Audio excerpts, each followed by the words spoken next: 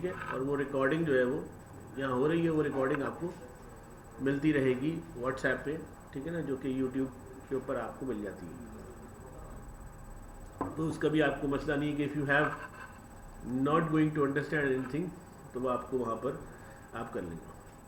अच्छा, हमारे जहन में व्हाट वी हैव कि प्रोजेक्ट मैनेजमेंट जो है वो कोई is only concern like something that we are doing the constructing work, ठीक है, कोई बिल्डिंग बन रही हो, लेकिन कोई जहाज़ खड़ा हो रहा हो, ठीक है ना, we are opening the factory and something like that कि which is very appealing and कोई मतलब हमें टेंजिबल चीज़ नज़र आ रही हो।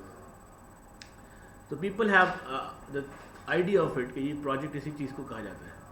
But now the methodology and obviously the thought process of the project is entirely changed. Project management is a generic term. Now it's a generic term. ठीक है, it's not particular. You can say that everyone कि हम क्या भाई एक ही आदमी के लिए ये प्रोजेक्ट, जो कंस्ट्रक्शन का आदमी है वही प्रोजेक्ट मैनेजर हो सकता है, ऐसा नहीं है, या कोई मैकेनिकल इंजीनियर है तो वही प्रोजेक्ट मैनेजर होता है, ऐसा नहीं है, ठीक है। It's a generic term. Generic term क्यों कहा जा रहा है? Because what is project, it's need to be understand what is project, ठीक है ना। either it's only a tangible something which is going to build up, but some services also be going to project, right? And if you are like working in an organization so you are not involved in the project, तो ये समझने की ज़रूरत है। तो पहली चीज़ तो ये है कि आप you are actually, you all are, everyone who are working in any association or organization or anywhere, you all are involved in the projects.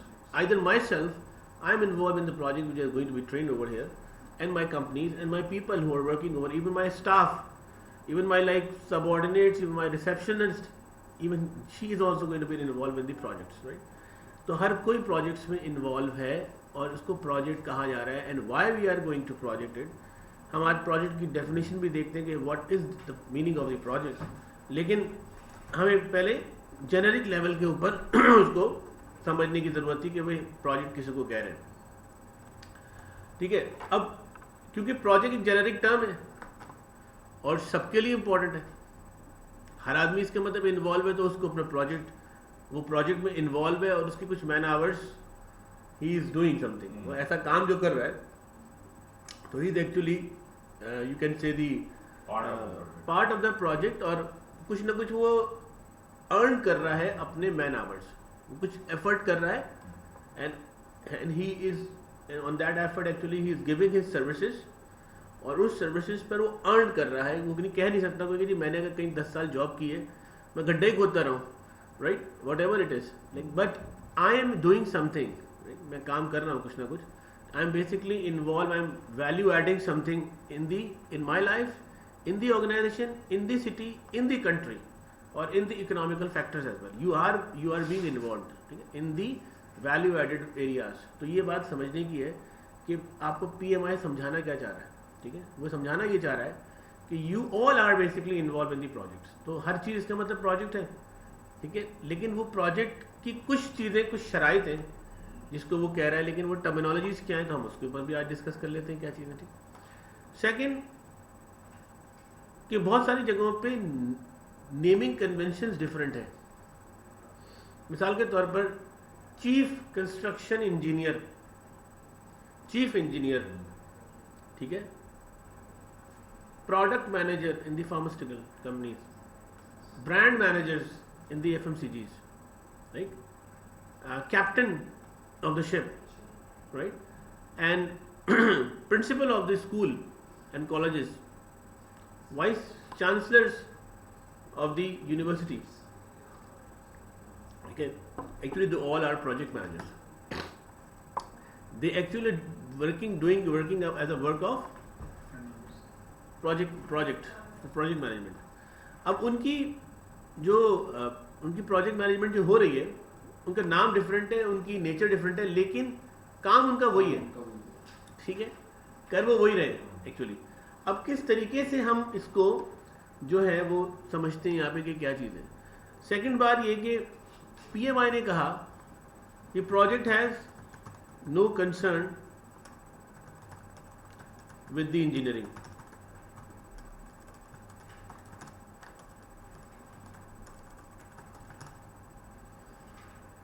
अब ज़्यादातर जितने भी इंजीनियर्स हैं वो आके प्रोजेक्ट मैनेजमेंट की बात करते हैं ठीक है ना, वो कहते हैं सर हम ही तो बना रहे हैं पुल, हम ही तो बना रहे हैं घर, हम ही तो बड़े बड़े जहाज खड़े कर रहे हैं, आप कहते हैं जी project management has no concern with the engineering. लेकिन उनका बताने का मकसद ये है कि project management has no concern with the engineering. क्यों उन्होंने इसको ऐसा कहा?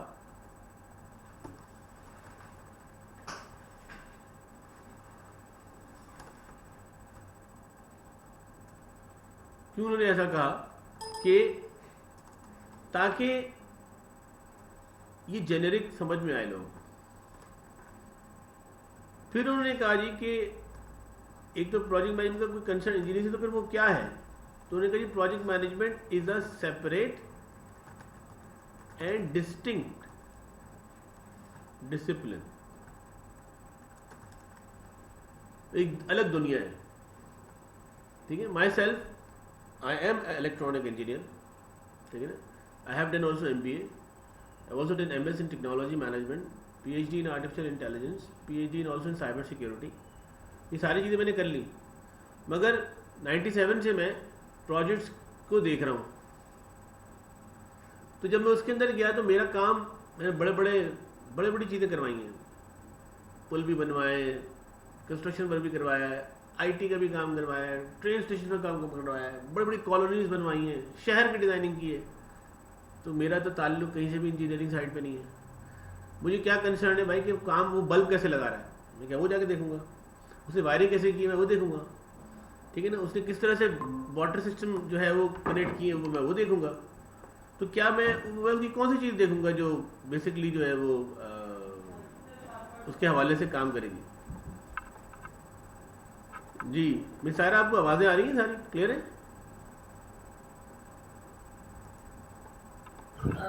जी सर, बीच में थोड़ी सी डिस्टॉर्शन हो रही थी, लेकिन अब आवाज़ आ रही है आपकी। ओके, तो आपको ये कनेक्ट हो रहा है ना, सब समझ में आ रहा है जो बात मैं कर रहा हूँ? जी सर, समझ आ रहे हैं। ओके, सो उन्होंने इसको इसलिए अलग किया कि project management is separate and distinct discipline. जी सर, थोड़ा डिले होके मैसेज आ रहे हैं। डिले हो क्या आ रहा है? डिले क्यों क्या आ रहा है? आप एक काम करें, डिले हो क्या आ रहा है तो आप 1 मिनट के लिए डिस्कनेक्ट हो और दोबारा कनेक्ट हो जाए। I wait for you.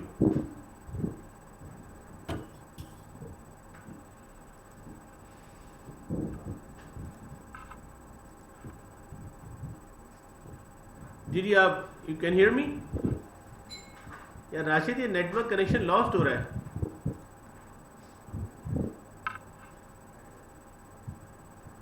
Net चल रहा है? डिस्कनेक्ट हो गया, यू लॉस्ट योर कनेक्शन।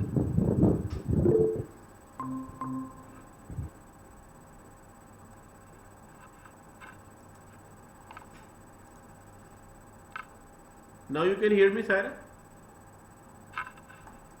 खैर हम ये रिकॉर्डिंग भी कर रहे हैं, we can share the recording with you. Okay sir, thank you.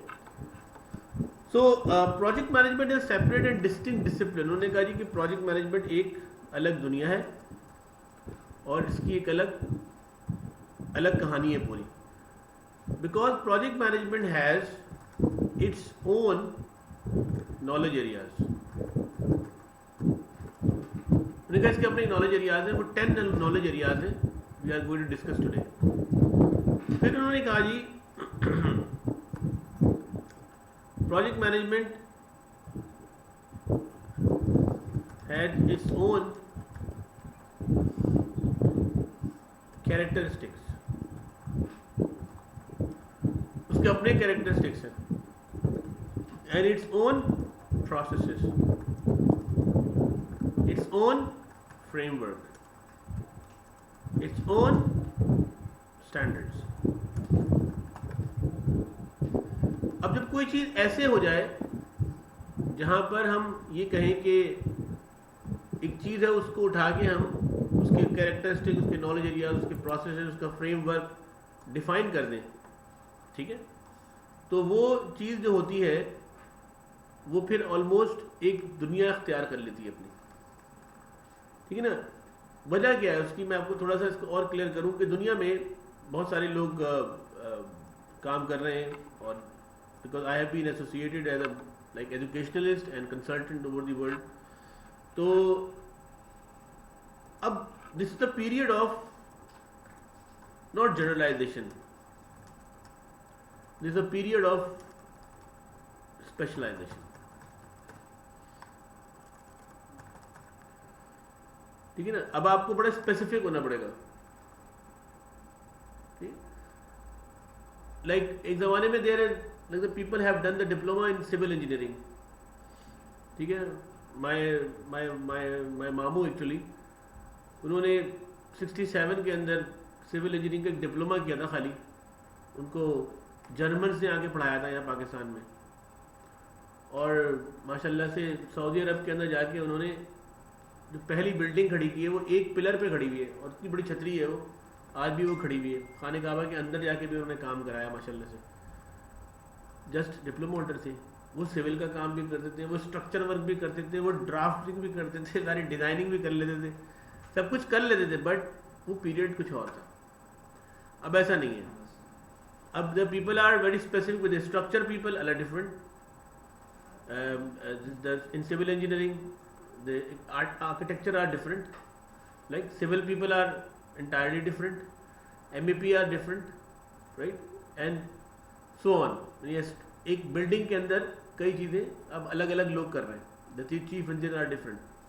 ऐसे the people are very specific with who are working on highways, the people are very specific who are working on high rise building, the people are very specific who are working on the bridges and the hanging bridges, and the people are very specific who are working on the bridges with respect to the like on oceans, right. तो बड़े different दुनिया हो गई है सबकी, ठीक है, अलग अलग काम हो रहे हैं दुनिया में। Same as in IT side, when I started to work with the like punch machines and Commodore, right, उस पर मैंने प्रोग्रामिंग शुरू की। I am a low level programmer, ठीक है, मैं माइक्रो कंट्रोलर माइक्रो प्रोसेसर का प्रोग्रामर भी हूँ, इंटरफेसिंग का प्रोग्रामर भी हूँ, एम्बेडेड सिस्टम्स का प्रोग्रामर भी हूँ, और फिर मैं हाई लेवल लैंग्वेज के ऊपर आना शुरू हो गया। वो टाइम तो मैंने गुजार लिया, मैं नेटवर्क्स भी जानता हूँ, मैं सारी चीज़ें मुझे कर ली, बट नाउ आई कैंट, अब मैं नहीं कर सकता, because things are very much broader. एक एरिया के अंदर इतना काम है कि मैं उससे बाहर नहीं आ सकता, ठीक है ना। I am very much specific to it. अगर मैं नहीं रहूँगा स्पेसिफिक तो मुझे फिर काम करना मेरे या तो मैं पागल हो जाऊंगा या सामने वाले को पागल कर दूंगा, दो में से एक काम होगा, ठीक है। तो because the things are very much broader now, every aspect एक पॉइंट है ना, यानी कि अभी हम थ्योरी के ऊपर जाते हैं ना, this universe is a point, and then when you explore it we found it there is one galaxy over there, and that galaxy we just found only 9 planets over there, and there is only one sun over there, but now further we more explore it, then we find it, हमने broader करना शुरू किया ना, we found it that we don't have only one moon in this galaxy, we have several moons in different planets which are associated, right. तो हमारे पास explore करते गए, and we found out there is not only one galaxy, there are multiple galaxies, there are a million galaxies, there are a billion galaxies, and now today we have been found there are trillion galaxies, right. So हमें समझ नहीं आ रहा आप क्यों क्या करें। तो क्या हो गया कि वी आर वेरी फोकस्ड। आप एक डॉक्टर के पास जाते तो ना वो कहते हैं this is specialised in kidney, is specialised in heart, is specialised in ENT, और आप स्पेशलाइजेशन वाले डॉक्टर के पास जाना पसंद करते हैं because he is very specific to it and he can find the different things over there. तो वो आपके लिए आपके मसलों को हल कर सकता है। तो पीरियड ऑफ स्पेशलाइजेशन है, इसलिए पीरियड ऑफ स्पेशलाइजेशन के अंदर प्रोजेक्ट मैनेजमेंट को एक स्पेशलाइज्ड सब्जेक्ट बना दिया गया है, और ये इतना ब्रॉडर है। मैं आपको बताऊं कि इसमें जैसे मैं आपको MS प्रोजेक्ट करा रहा हूँ, फिर एक और सॉफ्टवेयर है, उसका नाम है IT वालों के लिए अलग है, ठीक है, और नॉन IT वालों के लिए अलग है। प्राइमेवेरा एक अलग है, नॉन IT वालों के जैसे नंबर 1 सॉफ्टवेयर। प्राइमेवेरा के अंदर फिर एंटरप्राइज प्रोजेक्ट मैनेजमेंट के सॉफ्टवेयर अलग हैं, ठीक है, उसके अंदर फिर यूनिफायर मैनेजमेंट अलग है, कॉन्ट्रैक्ट मैनेजमेंट अलग है। इतनी बड़ी दुनिया है कि इस वक्त पाकिस्तान के अंदर 2 कंसल्टेंट सिर्फ ये प्राइमेवेरा की, मैं हूँ एक शुजा है, जो एंटरप्राइज और प्रोजेक्ट पोर्टफोलियो के ऊपर जाके बात कर सकते हैं। ठीक, इन इतना डिमांडिंग है कि खाली उस एरिया के अंदर अगर हमें कोई बुलाता है तो वी कैन चार्ज लॉट। ठीक है, हम उससे कह सकते हैं कि हम ये करेंगे। टेक्नो फंक्शनल कंसल्टेंट की बात कर रहा हूँ, जो टेक्निकल साइड पे भी हो और उसकी साइड में। अच्छा, अब फर्दर बात करते हैं कि प्रोजेक्ट किसे कहते हैं, व्हाट इज प्रोजेक्ट।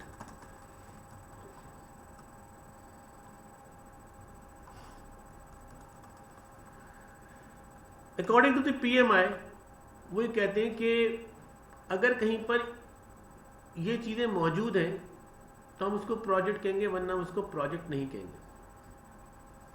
नंबर 1, वो काम पहली दफा किया जा रहा, it is going to be done first time in the world. Second, there should be a temporary time interval. It means it should be like some definite start time and definite end time. ठीक है। Third, there should be like complex activities over here, and then you're talking about one goal. अगर चार चीजें किसी चीज में आपको नजर आ रही हैं तो then it's going to be a project, otherwise it's not going to be a project. ठीक है, क्या क्या चीजें? Uniqueness, it means that first time is going to be doing something. Temporary time endeavours से मेरे मुराद कोई स्पेसिफिक स्टार्ट टाइम और end time, and it should be written. Complex activities से मुराद like in projects there would be at least 200 activities. अगर activities 200 से कम है तो उसको प्रोजेक्ट दुनिया में माना नहीं जाता। हाँ ठीक है, हो सकता है, कर सकते हैं आप, IT के प्रोजेक्ट्स होते हैं तो किए जाते हैं, मगर ये कि एक्टिविटीज का मतलब जरा डिफरेंट है। जब आगे पढ़ेंगे इसको तो हम उसके ऊपर आपको बताएंगे क्या है। And obviously you talk about one goal, you are achieving something, तो वो आपके पास यहाँ पर इस तरीके से। अब for suppose if I am going to say कि जी यूनिकनेस खत्म हो गई है किसी चीज के अंदर, राइट? तो अगर यूनिकनेस खत्म हो गई है तो इट मींस कि वो चीज दोबारा से हो रही है, इट्स रिपीटिंग।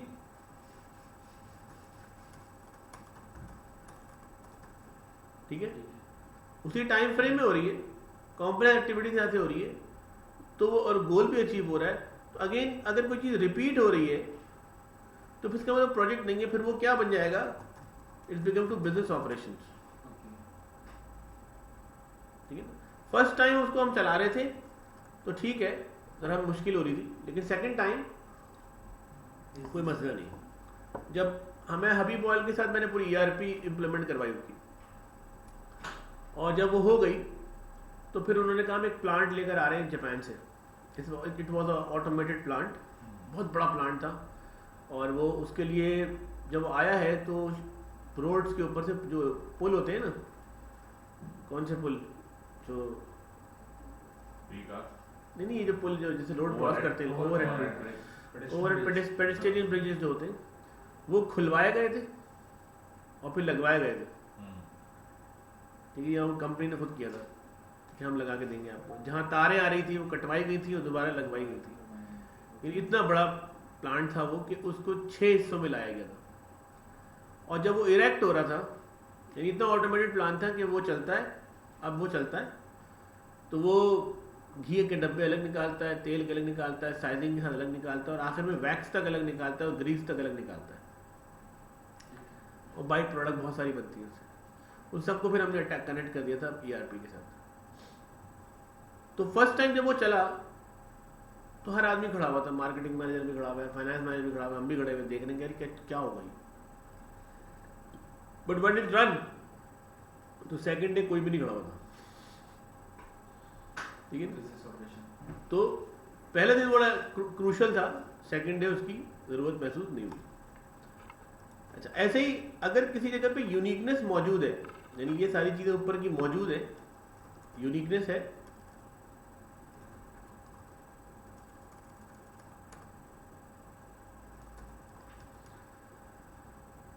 लेकिन टाइम जो है ना उसकी कोई रिस्ट्रिक्शन नहीं है, no time restriction.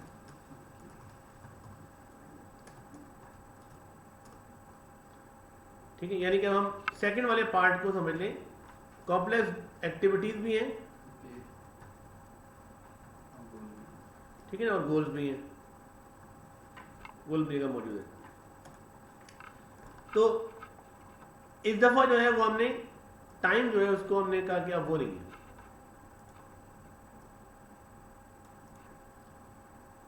Then what happens, अब क्या होगा? अगर टाइम रिस्ट्रिक्टेड है नहीं है, यानी मैं कह रहा हूं यार जब शुरू हो गया है ना तो बस एनी हाउ इसको खत्म करना है, तो ऐसी चीज फिर वो आपकी प्रोजेक्ट नहीं बन जाएगी, बल्कि वो रिसर्च का पार्ट होगी, दैट विल बी रिसर्च। ठीक है, फर्दर अगर हम ये कहते हैं कि जी कॉम्प्लेक्स एक्टिविटीज नहीं है, अब यूनिकनेस मौजूद है, ठीक है जी, टेम्पररी टाइम भी है, लेकिन अब गोल तो हो रहा है, लेकिन कोई एक्टिविटीज कॉम्प्लेक्स नहीं है, सिंगल एक्टिविटी है कोई। ठीक है ना, आप बहुत अच्छे में यहाँ खड़े हो गए, मैं यहाँ खड़ा हो गया, मैंने कहा यार आपके हाथ में रैकेट दे देता हूँ, मेरे हाथ में भी रैकेट है, यहाँ से शटल घुमाता हूँ और आपने शटल वहाँ से वापस की। आज तक किसी ने यहाँ पे बैडमिंटन नहीं खेला है, फर्स्ट टाइम आपने मेरे साथ खेला है, आपने कहा था मेरे सीवी में लिख दे, एक प्रोजेक्ट हो गया। ठीक है, तो that is not a project, that is like some task you have completed, it's a task and obviously there is no goal, like it's Pakistan. ठीक है, इस वक्त तो ये नजर आ रहा है, अल्लाह खैर करे। तो गोल नहीं होगा तो कुछ भी नहीं हो सकता। The people should have, we should have to set the goals. ठीक है, ये ऐसा कोर्स है, it's a life changing course. जो यंगस्टर्स हैं, अगर उन्होंने समझ लिया इसको, तो आई बिलीव कि आप कहाँ से कहाँ जा सकते हैं, यू कांट अंडरस्टैंड। ठीक है ना, ऐसा कोर्स है ये। और क्योंकि if you understand the right things of it, तो आप अपनी चीज़ों को संभाल लेंगे अगर वो बिगड़ रही है। मैं when I have been like working overseas, तो एक दिन बैठ के हमारी डिस्कशन होती रहती थी बहुत सारी चीज़ों पे।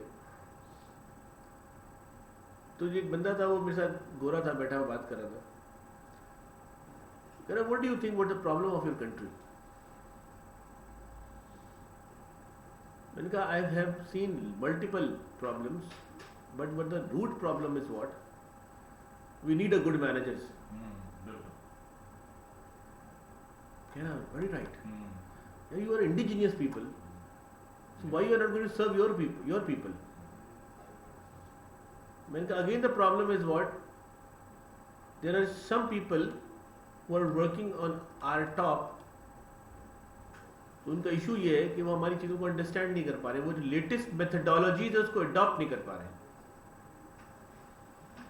सिर्फ और सिर्फ अगर हम टाइम पे प्रोजेक्ट स्टार्ट करें और ख़त्म कर लें, यू बिलीव इट, सिर्फ हम इतना कर लें, सारे लोग इंक्लूडिंग गवर्नमेंट, ठीक है ना, तो हम कहीं से कहीं चले जाएंगे। मैं आपको कैलकुलेट कराऊंगा कि एक दिन का डिले कितना नुकसान देता है, और आपकी भी जिंदगी में आपको नुकसान देगा कि आज का काम कल पे आप छोड़ते हैं तो what actually you have lost, right. तो एक तो ये बात हो गई कि प्रोजेक्ट की तारीफ ही होगी, और प्रोजेक्ट की मुख्तलिफ चीज़ें हमने। गोल को दोबारा आप ज़रा रिपीट करें, क्योंकि शुरू के जो 3 कंटेंट्स हैं वो मैं समझ गया कि आप goal like goal one of the thing. वालेकुम सलाम सर, बड़ा लेट है आप सर। गोल का मतलब ये है कि like some outcome of the project,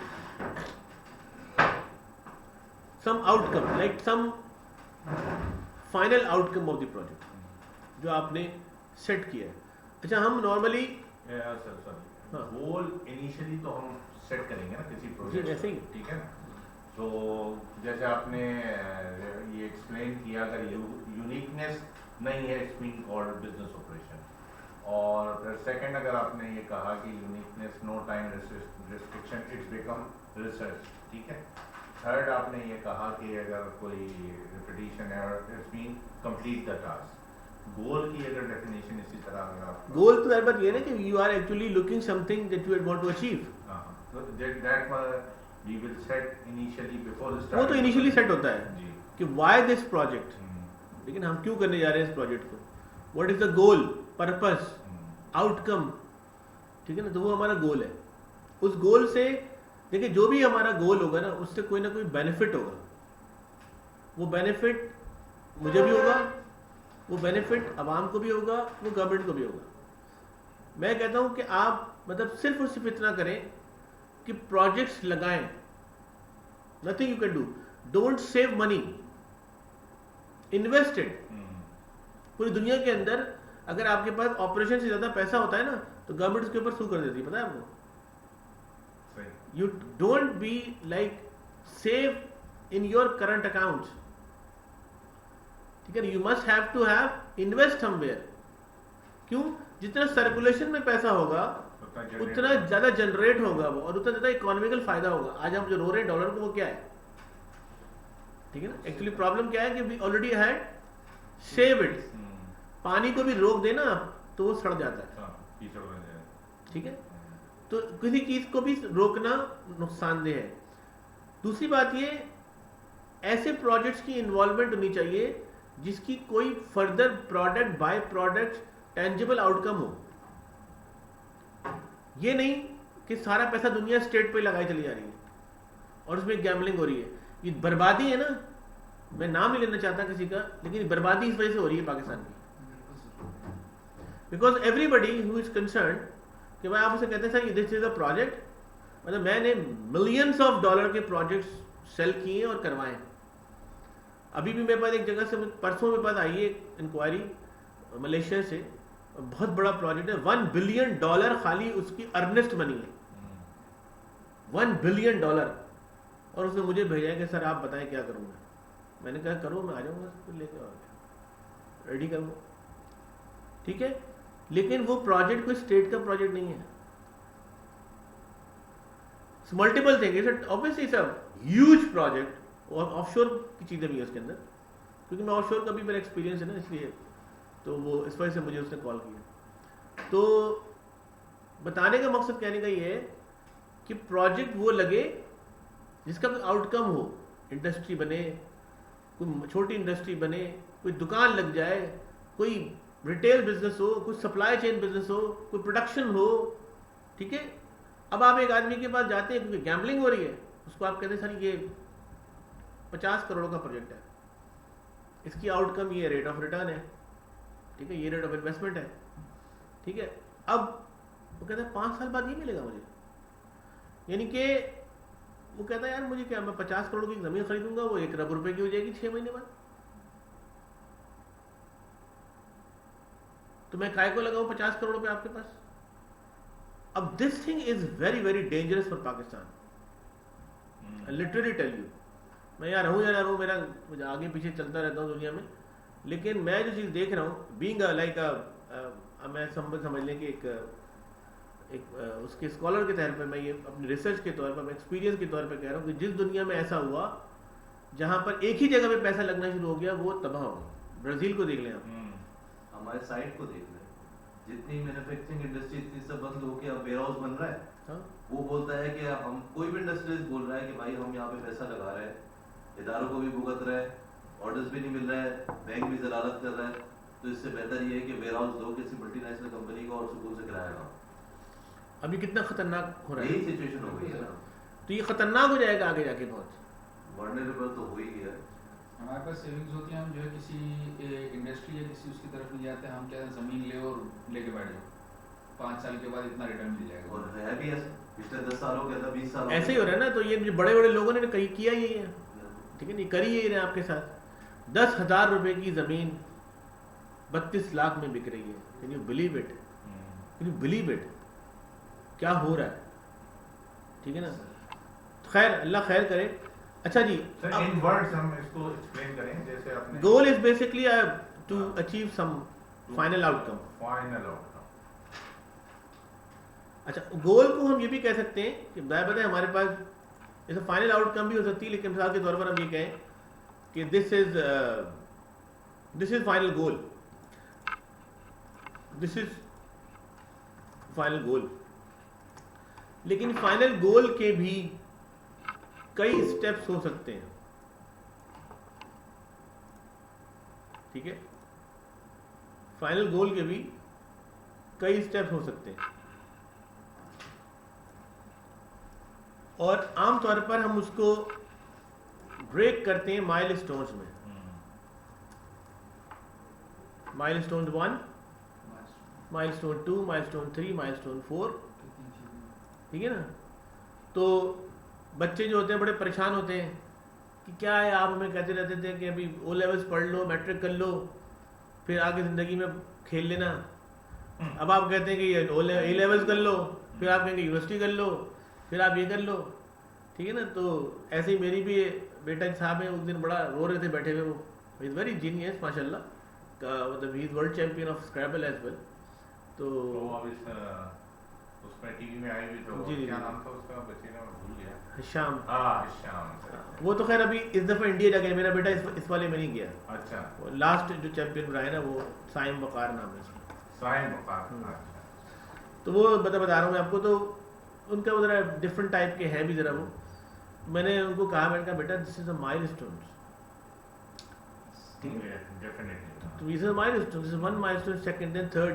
मैंने कहा इंसान की ज़िंदगी माइलस्टोन्स पर डिपेंड करती है, and if you have a good plan with you, तो you must have to have a plan for 5 years where you will be in next 5 years, ठीक है ना। हर 5 साल की एक प्लानिंग कर लो और उसके माइलस्टोन सेट कर लो, and you can also more like 3 months में क्या करोगे, अगले 3 मंथ्स में क्या, and everything should be there. आपकी तमाम चीज़ें वहाँ होनी चाहिए जो आपको मिले।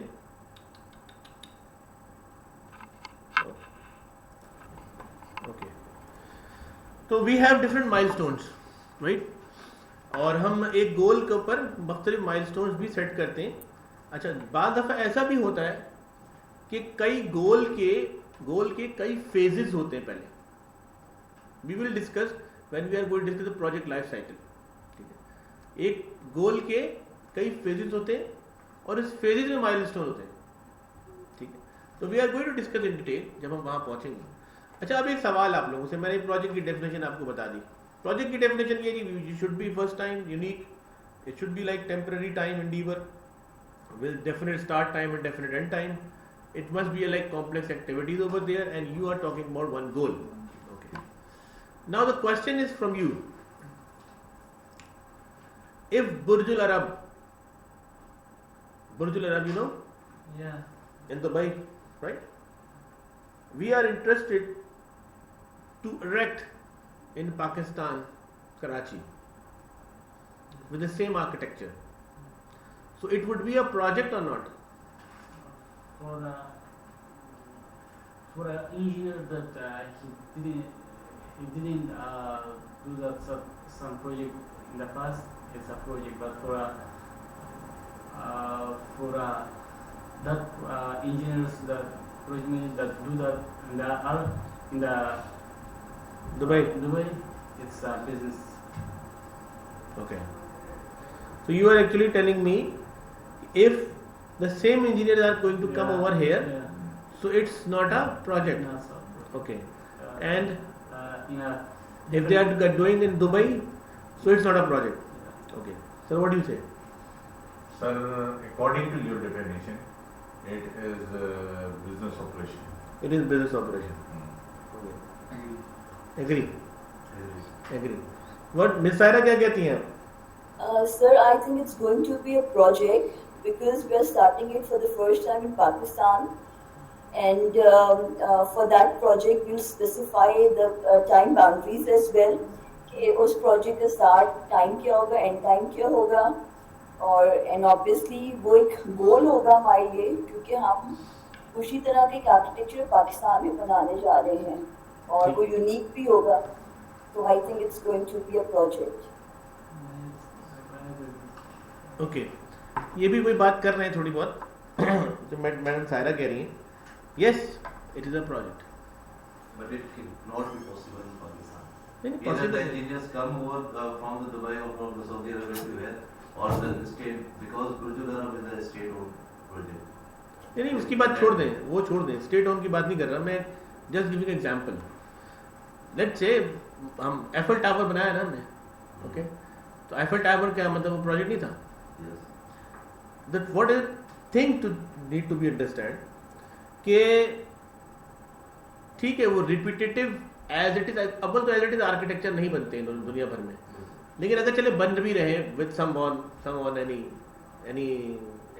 इशू, जैसे आईफल टावर उन्होंने यहाँ पे एक आइकॉन के तौर पर खड़ा कर लिया है, ठीक है, लाहौर में भी और कराची में भी बना लिया उन्होंने, बैरिया टाउन में, ठीक है, तो वो प्रोजेक्ट है। क्यों है प्रोजेक्ट, उसकी बात सुने, क्यों नहीं है बिजनेस ऑपरेशन, ठीक है, because when the weather is going to be changed, climate is going to be changed, place is going to be changed, client is going to be changed, so the same thing becomes to a new project.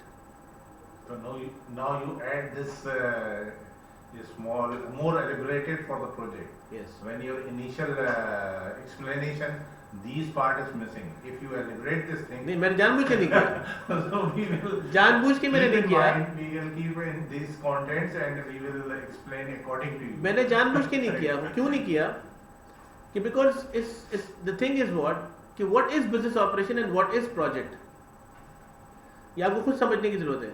For example अगर हम पाकिस्तान के अंदर, मैं किसी से कहूँ कि हमें 2000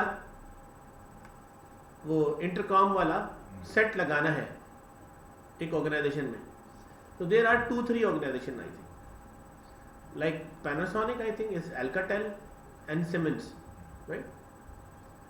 तो जब भी सिमेंस वाले या एल्काटेल वाले या पैनासोनिक वाले जाके 2000 उसको टेलीफोन सेट्स को इंस्टॉल करेंगे इंटरकॉम लेवल, ठीक है ना, पूरा उसका जो भी एक्सचेंज लगाएंगे वहाँ पे छोटा मोटा, ठीक है, तो हर दफा उनके लिए वो प्रोजेक्ट होगा कि नहीं होगा, क्यों होगा, तो सेम ही चीज है, हर चीज सब कुछ जानते हो, engineers are same, right, the people are same, but what happens the client change, जब क्लाइंट चेंज होगा तो विश लिस्ट चेंज हो जाएगी उसकी टाइमलाइन चेंज हो जाएगी, ठीक है। जब मैं यहाँ आऊंगा बुर्ज अल अरब बनाने के लिए, तो मुझे पता है यहाँ की जमीन की पीएच वैल्यू डिफरेंट है, वहां की डिफरेंट है, बहुत ज्यादा मुश्किल है वहां पे बनाना बिल्डिंग, ठीक है ना।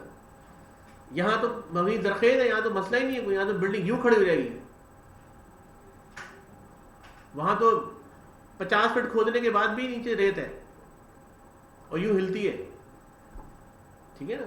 तो वहां तो इंजीनियर्स को बहुत काम करना पड़ता है, लेकिन जो भी है मतलब वो एक टाइम लाइन है, मजदूर सारे आप नहीं ला सकते, 4 कंसल्टेंट आ जाएंगे बहुत होगा तो, बाकी जमीन की तमाम चीजें यहाँ से आएंगी, रेत यहाँ से आएगी, बजरी यहाँ से आएगी, क्या कहते हैं सीमेंट यहाँ से आएगी, लोहा यहाँ से आएगा, फैक्ट्रियाँ चलेंगी, मजदूर भी आ सकते हैं, गए हुए तो यही सही है। नहीं मतलब वो तो गए में हो अलग बात है, मतलब एज इट इज कुछ नहीं हो सकता। So it means the project, according to the second definition, so client, environment, and new project is It's a project. Is a project. It's a project. Whether you are going, building here or somewhere else. आप simple एक बात ले लेना, एक school है खोला आपने, ठीक है, यू एफोर्डेड एंड बन गया, चल गया वो 1 साल में, फर्ज करें, अब आपने उसकी दूसरी ब्रांच खोलते हैं, This is the different project.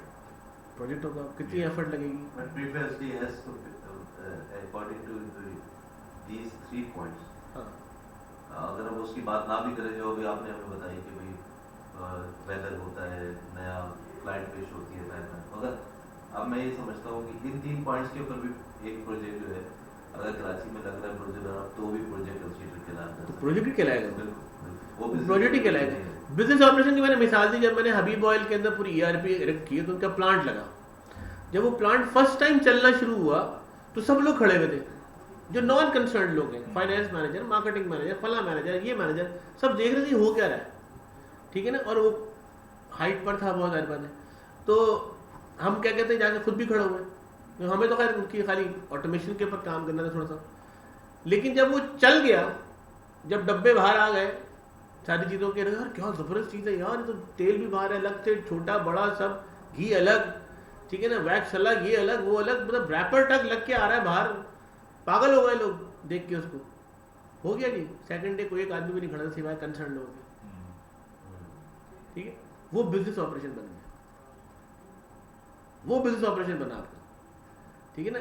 हम जहां पर अब आगे हम देखेंगे ना कौन सी ऑर्गेनाइजेशन फंक्शनल है, कौन सी प्रोजेक्टेड है, वो एक अलग बात है।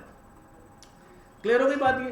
Sir client same, timeline same, everything same, बस विश लिस्ट अगर चेंज हो गई तो प्रोजेक्ट ना चेंज हो जाएगा। अब तो क्यों कराएंगे आप वहाँ पे काम, वो सेम काम तो नहीं कराएगा ना आपसे। हाँ, जैसे बाद जगह हम करते हैं ना shut down, plant shut down, plant up, तो वहाँ पर वो प्रोजेक्ट ही होता है, प्लांट शट डाउन का प्रोजेक्ट होता है, प्लांट अप का प्रोजेक्ट होता है, ठीक है। बट वो तो कंटिन्यूअस प्रोसेस होता है किसी बिजनेस एक्टिविटी का। नहीं, लेकिन वो शट डाउन प्रोजेक्ट बनता है क्योंकि उसकी टाइमलाइन दी जाती है बकायदा, उसकी टाइमलाइन दी जाती है कि आपने विद इन 15 डेज में कर देना है। बट आपकी अगर अकॉर्डिंग टू आपके फीचर्स को देखें तो उसमें यूनिकनेस नहीं है। यूनिकनेस नहीं, शटडाउन के अंदर यूनिकनेस है, क्योंकि उसमें पूरी रीहॉलिंग होती है, कुछ नहीं पता होता क्या क्या निकलेगा बाहर, क्या चीज़ खत्म हो गई है, क्या चीज़ चेंज करनी है, क्या चीज़ के अंदर रिहॉल करना है, कुछ नहीं पता। कंटिन्यूअस प्रोसेस नहीं है बिजनेस एक्टिविटी का, कंटिन्यूअस प्रोसेस नहीं होता। प्लांट चल रहा होता है, प्लांट चलते चलते अगर शट डाउन करना है प्लांट को, तो पूरा उसका प्रोजेक्ट डिज़ाइन होता है, पूरा प्रोजेक्ट डिज़ाइन होता है। ऐसे बहुत सारी चीज़ें हैं, मतलब हमारे पास बहुत सारी ऐसी चीज़ें होती हैं। मिसाल के तौर पर हमारा नेटवर्क बिछा हुआ है, या मतलब like from this place we have been here like from 20 years now, ठीक है। जब आया था हमने नेटवर्क बिछा दिया था। अब मैं कम से कम वही 6-7 महीने पहले मैंने उनसे कहा पूरा चेंज करो नेटवर्क, पूरे तारे सब निकाल के फेंको, नई तार डलेगी, नई स्विचेस लगाओ, नई चीज़। तो इट्स अ रीवैम्पिंग प्रोजेक्ट, ठीक है। सब कुछ रुक गया ना हमारा, everything is going to stop. सब बजट को भी इंक्लूड कर सकते हैं, वो भी आते हैं उसके अलग चीज़, आगे बात करते हैं। ओके जी, let's come to the another thing, what is management.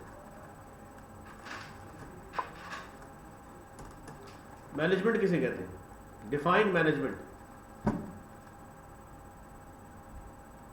Sir किसी चीज़ को प्लान करना और जो भी इस पे रिसोर्सेज को एलोकेट करना, एंड देन ये चेकआउट करना कि जो आपने प्लान किया उसके अकॉर्डिंगली एग्जीक्यूट करना, कंट्रोल करना, it's all called management.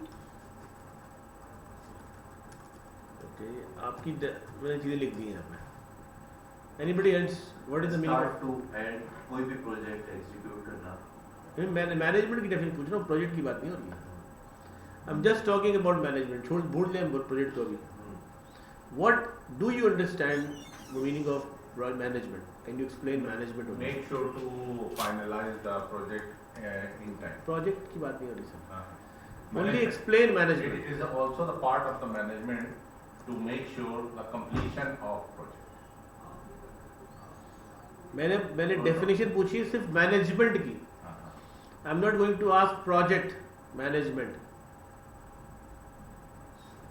Sir plan अपने जो भी हमारा जो वर्किंग क्राइटेरिया उसको सेट करना और उसी को ही इम्प्लीमेंट करवाना और कोशिश करना कि उसी वही रिपीट होता है।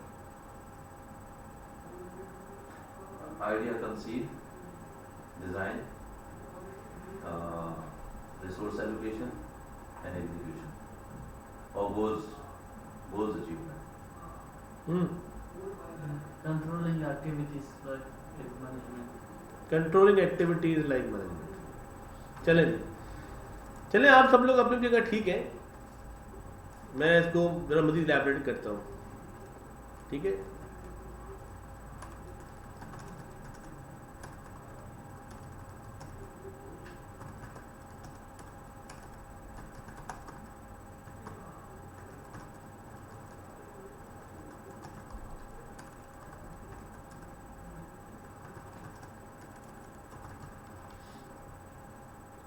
ठीक है, To complete your task within the available resources is called, आप किसी काम को अपने available resources में करके दिखा दें तो you are a good manager. ठीक है? Otherwise फिर आप बातें कर रहे हैं खाली. ठीक है? अब सब यहाँ मौजूद हैं, जाहिर बात है हर आदमी यहाँ बैठा हुआ है, सबके अपने अपने रिसोर्सेज हैं, सबके अपने अपने टाइम्स हैं, सबके अपने, लेकिन but you all are here actually you are managing your resources. एक और प्रोजेक्ट मैनेजमेंट की definition,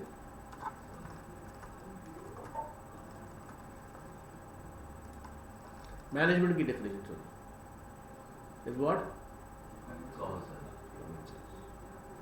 which is not very common, right? Now, अब ये सारी बातें करने के बाद अब आते हैं what is the definition of project management. तो फाउंडेशन में पर्पस तो मैंने आपको बता दिया कि गुड न्यूज़ क्या थी, 4 सर्टिफिकेशन की प्रिपरेशन अब हो जाएगी, खाली प्रोजेक्ट मैनेजमेंट की नहीं होगी, बल्कि मैंने कहा न्यू ईयर का गिफ्ट ये मेरी तरफ से कि project schedule management, project risk management and MS project भी इसमें मैं आपको कराऊंगा. ठीक है, प्रॉपरली आपको जाहिर बात है कि नॉलेज और हम सब चीज़ें आपको देंगे, कुछ चीज़ें आपने और लेनी होंगी. मेरी जो नोट स्लाइड्स अपनी जगह मौजूद हैं वो तो आपको मिलेंगे, जो मेरी सारी पढ़ा रहा हूँ मैं उसकी रिकॉर्डिंग भी आपको मिल जाएगी, लेकिन साथ साथ जो है क्वेश्चन आंसर भी मैं आपको करवाऊंगा, दूंगा, ताकि आप एग्ज़ाम पास कर सकें उसका इजीली. ठीक है, जो इस वक्त बड़ा अच्छा है कि अगर आप अप्लाई करेंगे तो $384 में सब कुछ हो जाएगा. ठीक है, और ये टाइम है कि आप उसको बुक करा सकते हैं अपना एग्ज़ाम फर्दर के लिए, आगे के लिए. और थर्ड ये कि जो सबसे इम्पोर्टेंट बात है वो ये कि आपका जो एक रियल टाइम प्रोजेक्ट को हम यहाँ पर डिप्लॉय करेंगे, लेके चलेंगे, ताकि आपकी अंडरस्टैंडिंग एक अच्छी तरीके से. तो प्रोजेक्ट मैनेजमेंट फ्रेमवर्क के अंदर जो चीज़ें अभी हमने डिस्कस की हैं वो हमने प्रोजेक्ट मैनेजमेंट को समझा खाली. अब उसमें इसमें होगा क्या कि आगे क्या क्या चीज़ें जो हमने डिस्कस करनी है वो इसके मैनेजमेंट प्रोसेसेस और नॉलेज एरियाज हैं. तो सबसे पहले हमने बात की प्रोजेक्ट क्या होता है, इसके प्रोजेक्ट ये होता है, और इसकी यहाँ पर मैंने डेफिनेशन आपको समझा दी. Now what is project management? So, it's a application of knowledge, skills, tools and techniques to project activities in order to meet or exceed stakeholder needs and expectations. Now, what is the meaning of this definition? Application. It means you are not going to talk about any bookish things. You are going to apply, right? Apply. आपको apply करनी होगी whatever your knowledge, skills and tools and techniques. ठीक है, to project activities, जो भी आपकी activities हैं, in order to meet or exceed. In order to meet or exceed. किसकी exceed और meet हो सकती है? Stakeholders. Who are the stakeholders? Everyone who are involved in the project, he is a or she is a stakeholders. ठीक है, जो भी आपके लोग हैं वो stakeholders हैं. ठीक है, चाहे वो एक पियोन क्यों ना हो, एंड कभी उनकी उसी में चीज़ें मीट कर रही होंगी और वो कभी कहेंगे यार थोड़ा सा ये भी कर दें, तो वो एक्सीड भी कर रही होंगी. ठीक है, और आपको करना पड़ता है. You must have a cushion in your projects that you are going to complete the work according to the scope, but and a statement of works हम डिस्कस करेंगे इसको क्या चीज़ होती है. स्कोप मैनेजमेंट पूरा एक एरिया है, but sometime some minor changes are going to be asked by the client. And you must have to go beyond. Yeah, obviously. तो हमें जाकर उसको करना पड़ता है. बाद दफ़ा तो हम उसको कुछ ज़रूरत से ज़्यादा करके देते हैं. So why we meet the need and expectation of stakeholders? Because we focus on our goals. Because the goal is going to be set by the stakeholders. Who are going to give you the goals? Stakeholders. Stakeholders means me and you are also the stakeholder, one of the stakeholders. Even the customer is a stakeholder, but those concerned people who are investing in the financial sponsor of the project, owner of the project. But they are one of the stakeholders. They are one of the stakeholders. Without them, without their concern, the idea तो उनका है ना, पैसा उनका है.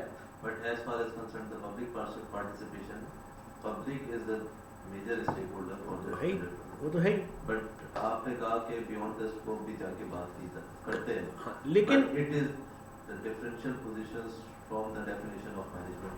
If the design has been decided, the plan has been decided, and लेकिन minor की बात की ना, मेजर की बात नहीं की. माइनर चीजें वो आपसे मांगते हैं, आपको करके देनी पड़ती है. मेजर जो जाहिर है तो फिर वो अलग, उसकी कहानी अलग होती है, वो डिस्कस करेंगे. वो चेंज मैनेजमेंट का कॉन्सेप्ट है. ठीक. लेकिन यूजुअली हमारे पास ये प्रोजेक्ट मैनेजमेंट की डेफिनेशन है. स्टेक होल्डर आपके तमाम वो लोग हैं जो इन्वॉल्व हैं. Now we have in the PMI we have 5 major processes of project management. ठीक है. Number 1 is initiating, number 2 is planning, number 3 is execution and controlling, 4 is controlling, and 5 is closing. And you can see execution and controlling are in parallel, right? So once the thing is going to be executing, so it should be controlled at once. वहीं पे control कर लेनी चाहिए. ये नहीं है कि आप जब हो जाएगी, जिंदगी गुजर जाएगी तो फिर आप कुछ करेंगे. And finally you have to come up with the closing. this is the reversible. Not reversible. Executing and controlling. Not The reversible. arrow shown है. नहीं, आना जाना लगे रहेगा ना. मतलब आपकी एग्जीक्यूशन होगी, फिर आप जाएंगे कंट्रोलिंग वाला कंट्रोल करेगा उसको, फिर वो सही करा सकता है उसको. ठीक है ना. पैरेलल चलेगी काम. मतलब ये दोनों चीजें जो है वो आप साइमल्टेनियसली आपने देखना है. रिवर्सिबल तो एक अलग चीज होती है, साइमल्टेनियसली. ठीक है. यानी आपने ये काम हुआ, वहीं पर कंट्रोल भी होना चाहिए. कंट्रोलर वहीं पर बैठा हो, कंट्रोल कर ले उसको. ये नहीं कि पूरा काम हो गया उसके बाद आखिर में जाके आप कहना दीवार बन गई तो टेढ़ी थी, तो ये आपने तीसरे ईंट लगी थी तो वो क्यों नहीं देखी. ठीक है ना. तो with the middle of the areas यानी द डिफरेंट कंट्रोलिंग पॉइंट्स होते हैं, उसके ऊपर ही आपको चेक लगा के उसको देखना है. और क्लोजिंग क्या होता है ये हम बड़ा भी आपको डिस्कस करेंगे ना. मैं आपको सिर्फ दिखा रहा हूँ कि कितनी मेजर प्रोसेस जो फ्रेमवर्क है वो फ्रेमवर्क क्या कहता है. Then we have 10 knowledge areas. In PMBOK 3, we have about 8 knowledge areas and 9 knowledge areas. Now we have 10 knowledge areas. And these knowledge areas, यहाँ पे लिखे हुए, हर knowledge area का एक chapter है, जिसको हमें डिस्कस करना है.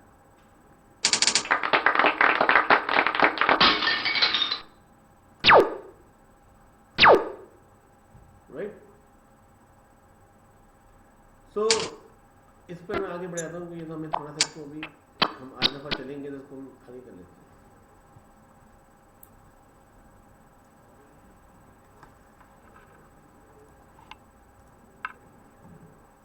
ओके. अब एक मेथडोलॉजी क्या है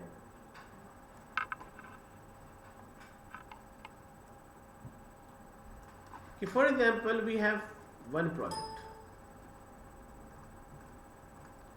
and then company has another project.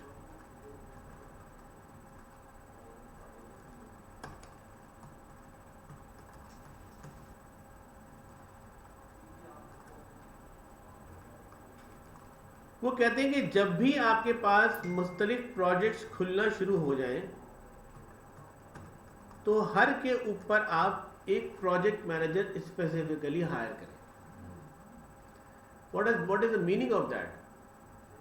कि जो काम आप कर रहे हैं,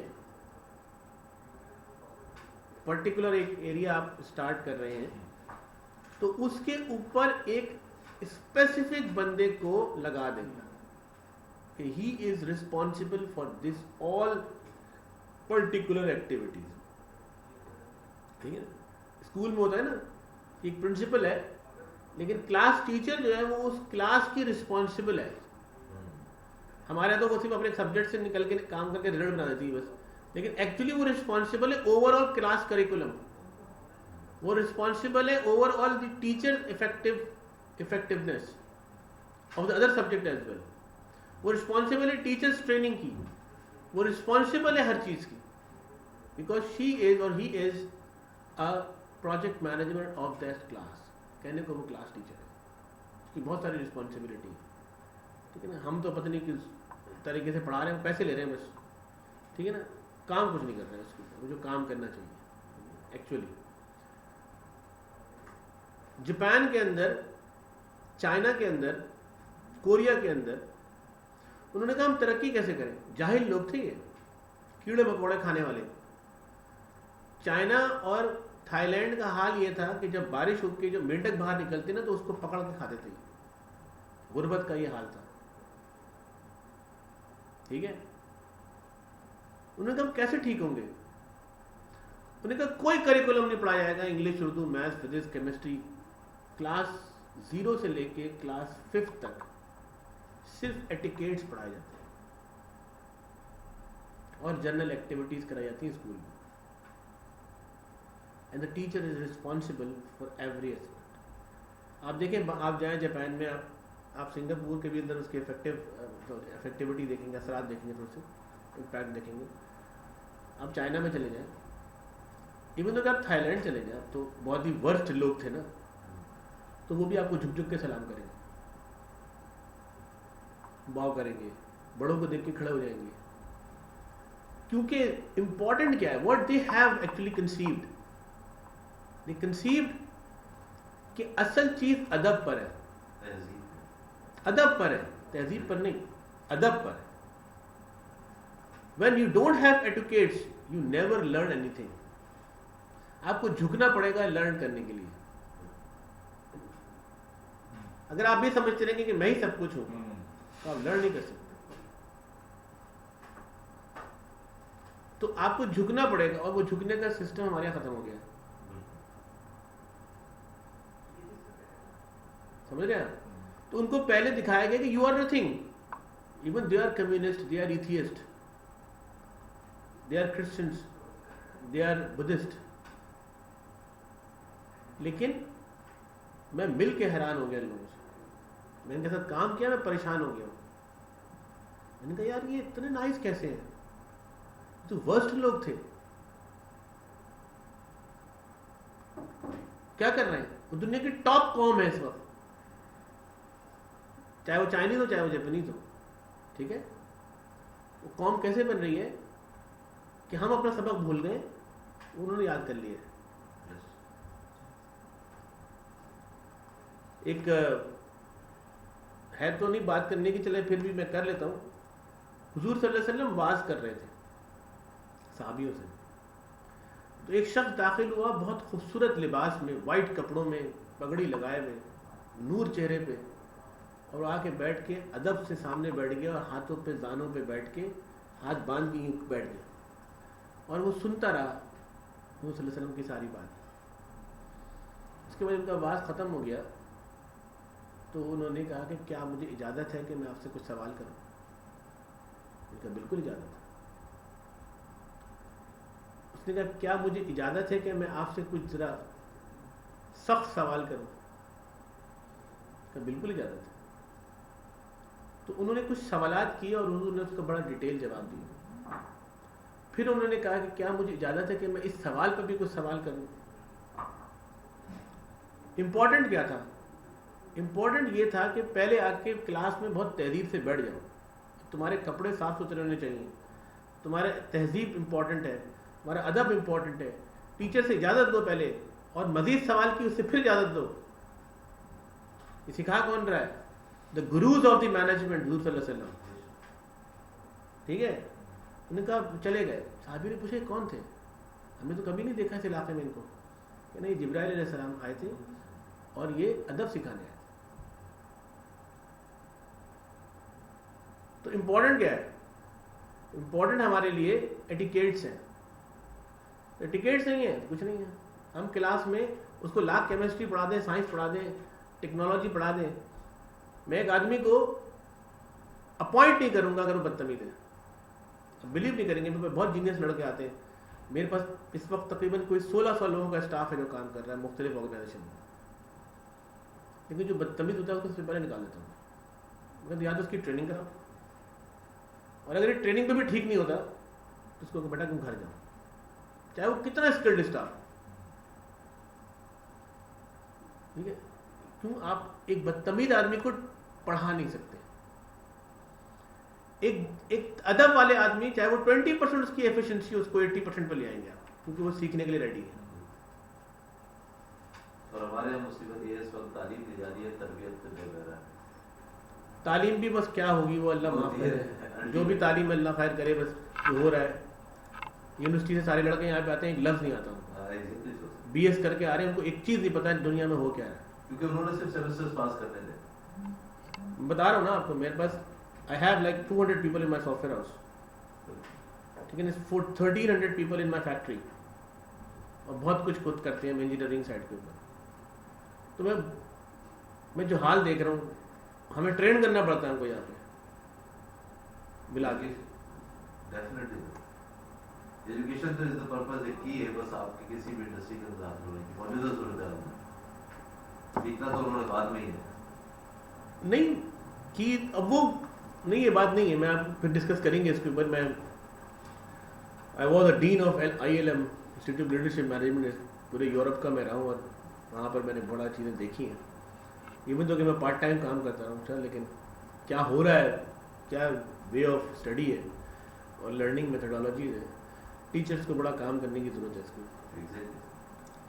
खैर, just to give you idea कि यहाँ पर क्या हुआ कि हम जो है वो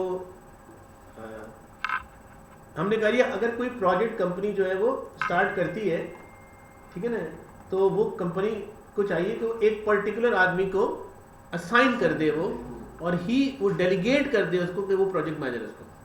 अच्छा, अगर कंपनी के पास 5 प्रोजेक्ट हो जाए कम से कम, तो फिर कंपनी क्या करती है कि वो उसको ज़रूरत है इस चीज़ की, और मैनेजमेंट भी यही कहती है कि एक आदमी ज़्यादा से ज़्यादा 5 चीज़ों के ऊपर काम कर सकता है। अब ये हिस्सा कहलाता है प्रोग्राम मैनेजमेंट, ठीक है, और इसको आमतौर पर एंटरप्राइज मैनेजमेंट भी कहते हैं।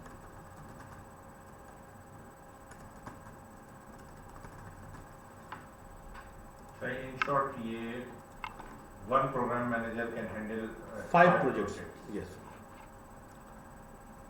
यानी कि अब वही स्कूल वाली मिसाल कि अगर 5 क्लासेस हैं तो उसके ऊपर एक प्रिंसिपल या उनकी कोई सुपरवाइजर होगी, ठीक है, जो 5 क्लासेस को देखेगी।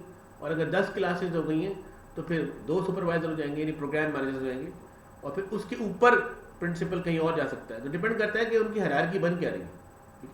खैर, हम ये आते हैं, इसको मज़ीद बात करते हैं। ऐसे ही अगर आपके पास प्रोग्राम मैनेजर्स, प्रोग्राम्स आपके पास बढ़ना शुरू हो जाए,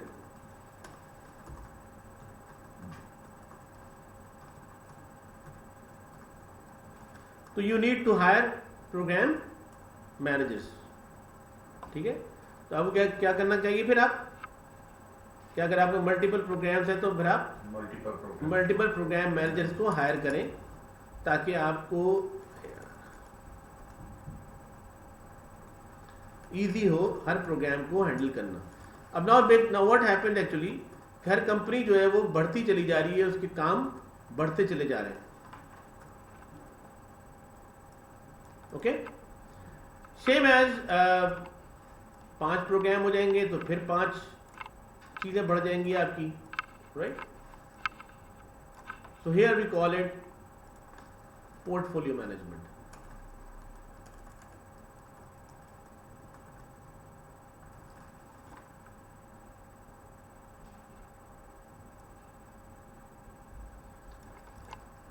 और इसके ऊपर फिर पोर्टफोलियोज अगर बढ़ना शुरू हो जाए, PF1, राइट,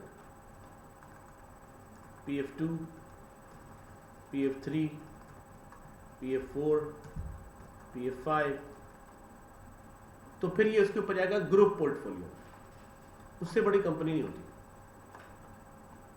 उससे बड़ी कंपनी बन नहीं सकती, या होती भी नहीं है, ठीक है। फिर आपको तोड़ना पड़ता है। जैसे मेरी जब 3D टेक्नोलॉजी जो है वो बढ़ना शुरू हुई, तो मैंने उसको 6 कंपनियों में तोड़ दिया। नहीं, 6 कंपनियों में 6 डायरेक्टर अलग कर दिए, उनका सिस्टम अलग कर दिया, अलग अलग काम करो, ठीक है। उसके वजह है बताऊंगा मैं क्यों करना पड़ता है। वो रिपोर्ट करेंगे किसी को? हाँ करेंगे, प्रेसिडेंट को करेंगे, प्रेसिडेंट मैं प्रेसिडेंट मुझे करेंगे। उसके लिए हम फिर पूरा सिस्टम बनता है, मतलब उसके पूरे बोर्ड ऑफ डायरेक्टर्स बनते हैं ना, फिर उसके फिर गवर्नेंस होती है उसके नीचे कंपनी ऑपरेशन होते हैं, वो इसीलिए बनते हैं कि आपके पास मल्टीपल अगर चीज़ें होना शुरू हो जाती हैं तो फिर आप ऐसे ही चलेंगे। But they are not liable to report each and everything. वो फिर परफॉर्मेंस ऑडिट रिपोर्ट्स दे सकते हैं। नहीं हम लेते हैं उनसे, ऑडिट होता है, ऑडिट होता Bound to be। है, ऑडिट होता है ना, हर 3 महीने पे ऑडिट हो रहा है, हर महीने तो हो ही रहा है, हर महीने हमने सिस्टम ऐसे बनाया, हम खुद सॉफ्टवेयर के लोग हैं यार, हम तो हर जगह से पकड़ के रखते हैं सब चीज़ें, कोई कुछ कर नहीं सकता।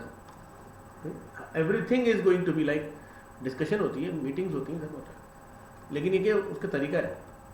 तो मैं आपको बता रहा हूँ कि ये programme management and then portfolio management, ठीक है, और फिर उसको ग्रुप पोर्टफोलियो मैनेजमेंट, अगर इससे ऊपर चले जाते हैं तो फिर वी हैव ग्रुप पोर्टफोलियोज। अब ग्रुप डायरेक्टर जो कहलाते हैं ना, वो फिर इसी तरीके से हमारी जैसे अब कंपनी थी लास्ट मेरी जो यूके में जो मैं काम जहाँ पे करता रहा, तो उसके मल्टीपल ग्रुप्स थे और उनका ग्रुप पोर्टफोलियो का एक कोई ग्रुप डायरेक्टर था, तो I am the 32nd director of that company, 32nd director, और मैं एट अ टाइम 165 प्रोजेक्ट्स देख रहा था। लेकिन मेरे अंडर में कई प्रोग्राम्स पोर्टफोलियोज थे, तो मैं ये थोड़ी कि हर जगह भाग के जाके चीज़ें देखूंगा, मेरा काम डिफरेंट हो गया। आपकी ड्यूटीज चेंज हो जाती हैं, जैसे जैसे हायरार्की चेंज होगी वैसे वैसे ड्यूटी चेंज होगी। अच्छा, ये तो मैंने आपको बताया उस हवाले से कि कैसे काम सिस्टम कैसे काम करते हैं, हायरार्की कैसे काम करती है। अब मिसाल के तौर पर अगर हम इसको प्रोडक्ट की तरफ ले जाते हैं, ठीक है, प्रोडक्ट की तरफ अगर ले जाते हैं तो प्रोडक्ट में इसको कैसे हम देखेंगे। फॉर सपोज मैं तो यूनिलीवर के साथ भी काम करता रहा और कोक के साथ भी काम किया है, प्लस नेस्ले के साथ तो बहुत काम किया, क्योंकि नेस्ले का पूरा डिस्ट्रीब्यूशन मैनेजमेंट सिस्टम जो था उसकी डिजाइनिंग में मैं रहा हूँ, उसके अंदर डेवलपमेंट में। तो आप देखते हैं दुकानों में खड़े होकर कर रहे हैं, तो मैंने डिज़ाइन किया 96, 97। अब तो खैर उन्होंने टेक्नोलॉजी चेंज कर ली है, लेकिन ये उस दौर की बात है जब हम यंग थे और वो प्रोजेक्ट किसी ने पकड़ा था और वो लेके हमारे पास आया, तो ना यार प्रोजेक्ट मिल गया यार, काम कर दो, हाँ कर देंगे वैसे, लेकिन इन्वॉल्वमेंट अब उनके साथ रहे, तो नाम किसी का चलता रहा उस पर, आज भी चल रहा है, लेकिन प्रोजेक्ट हराम नहीं किया था। वो भी हमें भी कहता है यार तुम लोग नहीं होते थे प्रोजेक्ट जिंदगी में भी नहीं हो सकता। हमने भी फर्स्ट टाइम समझा सप्लाई चेन क्या चीज़ होती है उस दौर में। मुझे एक्सपीरियंस ये था कि मैं हबीब ऑयल के साथ काम कर रहा था, इसलिए मुझे सप्लाई चेन का बहुत आइडिया था काफ़ी हद तक, लेकिन इतना फिर भी नहीं था इतना इन डेप्थ मैंने वहाँ जाके समझा। अच्छा, अब प्रोडक्ट की पॉइंट ऑफ व्यू से अगर हम बात करें, जैसे आप यूनिलीवर है, उसका एक पोर्टफोलियो है शैम्पू, ठीक है, एक पोर्टफोलियो शैम्पू, प्रोडक्ट नहीं है वो, प्रोडक्ट तो है सुने ना, अब उसको पोर्टफोलियो में कैसे तोड़ेंगे आप। एक ग्रुप पोर्टफोलियो है वो शैम्पू, ठीक है, शैम्पू के अंदर एक पोर्टफोलियो है सनसिल्क, अच्छा, डिसेंडिंग से डिसेंडिंग आ रहा है, ठीक है। सनसिल्क के 10 प्रोजेक्ट्स हैं, 2 ग्रुप्स, 2 प्रोग्राम हैं, 2 प्रोग्राम हैं और उसके 10 प्रोजेक्ट्स हैं, ठीक है। सनसिल्क येलो अलग, सनसिल्क ब्लैक अलग, सनसिल्क ग्रीन अलग, सनसिल्क वाइट अलग, सनसिल्क वाइट, सनसिल्क ब्लू अलग, सनसिल्क के 10 फ्लेवर्स हैं और उन सब के ब्रांड मैनेजर्स अलग हैं। They are the project manager actually, the brand manager actually the project manager of Sunsilk blue, Sunsilk green, Sunsilk yellow, Sunsilk black, Sunsilk white, 10 लोग अलग अलग देख रहे हैं। He is responsible to find it out what actually the sales of that product, the advertisement of that product, the quality of that product, and obviously the distribution of the product and everything. उसका concern उससे, ठीक है। You know the biggest organization and the most FMCG old organization is Nestle, 400 years old. Pakistan में उसकी 1500 product lines हैं, बाहर उसकी 15,000 product lines. Product line का मतलब क्या होता है? एक प्रोडक्ट चॉकलेट, एक प्रोडक्ट मिल्क, ये सब ग्रुप पोर्टफोलियो. ठीक है. नेस्ले एक ऐसी कंपनी है जो मेडिकेटेड दूध बनाती है, 1 दिन के बच्चे के लिए, 2 दिन के बच्चे के लिए, 3 दिन के बच्चे के लिए, 5, 6, 7 और 30 डेज तक के बच्चों के लिए वो दूध बनाती है. तो बच्चे प्रॉब्लम में होते हैं उनके लिए मेडिकेटेड दूध. वाहिद कंपनी. चॉकलेट की 1500 एरियाज है, ड्रिंक्स के 1500 लाइन्स हैं. कैसे बिक रही है? अगर वो डेडिकेट नहीं करेंगे उसको, बिक ही नहीं सकती वो. और अब आप सोचेंगे वो सिर्फ पाकिस्तान अलग है, इंडिया अलग है, फला अलग है, फला अलग है, फला, हर दुनिया में अलग अलग दुनिया बैठी हुई होगी, अलग सॉर्ट ऑफ ऑपरेशंस के साथ. इतनी बड़ी, इतना बड़ा नेटवर्क है कि नेस्ले को PTCL की जरूरत नहीं है. They have their own satellites, own radio links, own fibre. इतनी बड़ी कंपनी है. ठीक है. तो कैसे मैनेज कर रहे हैं? अगर ये हायरार्की नहीं होगी, अगर ये प्रोडक्ट में हायरार्की नहीं होगी, तो आप काम नहीं कर सकते. अब आप कहेंगे सर ये तो फंक्शनल ऑर्गेनाइजेशन, इनको प्रोजेक्ट की क्या जरूरत है? No, every functional organisation are now today looking the everything in a project timelines. वो कहते हैं यार साल को छोड़ो, महीने में बताओ या 3 महीने बताओ क्या हो रहा है. 3 महीने के अंदर प्रोजेक्ट्स की बजटिंग, एफिशिएंसी, हर चीज मैनेज करो. समझ रहे हैं आप? यानी जो नॉन प्रोजेक्टेड चीजें थी उसको भी प्रोजेक्टेड कर दिया है, कंसाइज कर रहे हैं चीजों को, प्रोजेक्टेड कर दिया. एफेक्टिव हो जाएंगी ना, एफिशिएंट हो जाएंगी. रिसोर्स जहां पे भी आएगी, रिसोर्स यूटिलाइजेशन नहीं जरूरी नहीं थी पहले. टाइमलाइन का मसला नहीं होता था. बट अब किसी भी प्रोजेक्ट को अगर टाइम आउट करते हैं, हाँ, तो definitely that the effectiveness of that project will be increased. वो तो होगी. मैं वैसे ही बता रहा हूँ जनरली कि आमतौर पर ऐसा होता है कि जो है वो चीज़ें इस तरह चलती हैं. लेकिन क्या कहते हैं हमारे पास जो है वो, हम किसी चीज़ को चाहते हैं कि यार हमारी कंपनी की चीज़ जो है ना वो बहुत एफिशिएंट काम करे. मसला क्या है, मैं इस पर डिस्कस करूंगा कभी. हम एक पैसा लगाते हैं, लोगों को हायर करते हैं, चीज़ें चलाते हैं, हम उसका एक गोल सेट करते हैं. यही मकसद है ना कि वो गोल जो ऊपर हमने सेट किया था ये अचीव हो जाए. ठीक है. अब मैं कहूँ यार कि गोल मैंने उसको, एक गाड़ी को पेट्रोल डाला, मैंने उस पर ड्राइवर बिठा दिया, मैंने चीज़ कर दी, मैंने कहा तुम 4 घंटे में वहाँ पहुँच जाओगे. But you can't. आप 4 घंटे में बदला, अभी आप 100 माइल्स पीछे. आपने कहा भाई कहाँ हो? कहना सर अभी तो 100 किलोमीटर बाकी है. तो भाई क्या कर रहे थे? कि सर वो बारिश हो गई, ये हो गया, मसला आ गया, ये गड्ढे थे, रोड बन रही थी, हमें तो पता ही नहीं था, हम तो आहिस्ता आहिस्ता चल रहे थे, पेट्रोल भी ज़्यादा लग गया. ठीक है. तो क्या वो रिसोर्सेज ज़्यादा लग, ऐसे ही ऑर्गेनाइजेशन के साथ होता है कि ऑर्गेनाइजेशन अपने गोल, अपने टाइम से पीछे हो जाती है. और अगर वो 70% भी अचीव कर ले, बहुत बहुत बड़ी ऑर्गेनाइजेशन अचीव करेगी 70%. ठीक है. वही रूम है जो इंप्रूवमेंट का है. समझ रहे हैं बात को? अच्छा, वो जो रूम ऑफ इम्प्रूवमेंट है, हाँ, तो आप कह रहे हैं अभी, हाँ, उसके अंदर बहुत सारी, और उसमें एक्ट ऑफ गॉड भी शामिल है, उसके अंदर वेदर भी शामिल है, ब्यूरोक्रेटिक चेंजेस भी शामिल है, डिप्लोमेटिक अफेयर्स भी शामिल है. बिल्कुल बिल्कुल. तो वो इम्प्रूव कैसे हो सकेंगे? होंगे, बताऊँ. वो हमारे, हाँ, पता चला ना ऐसा हुआ है तो इनकाउंटर करेंगे इसको. बट एक बात मैं आपसे और कहना चाहूँ कि नेस्ले की आपने मिसाल दी. नेस्ले जिंदगी भर ऐसे ही चलता रहता. अगर सैचुरेशन ऑफ मार्केट, कॉम्पिटिटिवनेस भी नहीं होती, अगर नहीं होती, लेट्स सपोज कि अगर कॉम्पिटिटर्स इतने स्ट्रांग नहीं होते, तो नेस्ले कभी भी अपने फंक्शनल ऑपरेशंस को या एक्टिविटीज को कभी भी प्रोजेक्ट का दर्जा नहीं देते. नहीं, उनकी कहानी डिफरेंट है, छोड़ दें उसको.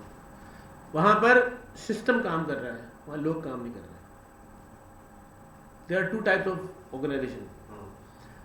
सम organization are run by the people, some organization are run by the systems. ठीक है. Once you are going to be intact the systems, ठीक है, तो वो उस पर काम करना शुरू कर देंगे. They must have to follow. अगर आपने लोगों के ऊपर छोड़ दिया कि यार ये आदमी होगा तो काम होगा, तो फिर आप फंस गए। समझ रहे हैं? मेरी ऑर्गेनाइजेशन इसी पाकिस्तान में मैं आया हूँ वापस, जीरो से मैंने स्टार्ट करवाया 2007 से यहाँ पर चीज़ें, और मैं उसको अल्हम्दुलिल्लाह इन क्लाइंट की तरफ टूवर्ड्स अप साइड ले गया। ठीक है, ये मसला सबके साथ मसले ना। कई लोग मुझसे कहने लगे यार वापस आ जाओ, छोड़ो मसला है ये वो। मैंने कहा मैं आ जाऊंगा वापस, कोई इशू नहीं, आता जाते तो रहता हूँ हर वक्त, क्या मसला है। लेकिन यहाँ मुझे कुछ चीज़ें खड़ी करनी है, because I am a person of data. मैं कुछ और देख रहा हूँ आगे, तुम लोग नहीं देख रहे। मैं डेटा साइंटिस्ट हूँ, ठीक है, मैं बहुत सारी चीज़ें देख रहा हूँ। ये तो पेंडेमिक आ गया, वरना जो मेरा टारगेट था मैं बिल्कुल उस पर था। ये तो एक अनहोनी है ना, पेंडेमिक शिप रुक गए, चीज़ें रुक गई। मेरी रिसर्च है, मेरी रिसर्च जो है वो, जो मेरी कंपनी है परसेप्ट्रॉन ग्लोबल, मैं आपको दिखा देता हूँ यहाँ पे। This is my AI organization, और इसके एल्गोरिदम्स मैंने और मेरी टीम ने लिखे हैं।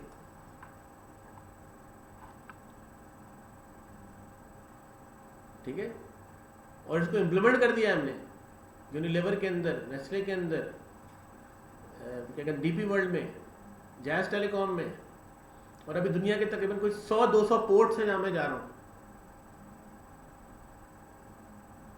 मतलब सऊदी अरब, यूएस, यूरोप, यूके, मलेशिया, इस सारे एरियाज के अंदर भी रिक्वायरमेंट है। 2012 से मैंने रिसर्च की है, और 2015 में प्रोडक्ट्स खड़ी किए हैं, 17 में इम्प्लीमेंटेशन शुरू कर दी।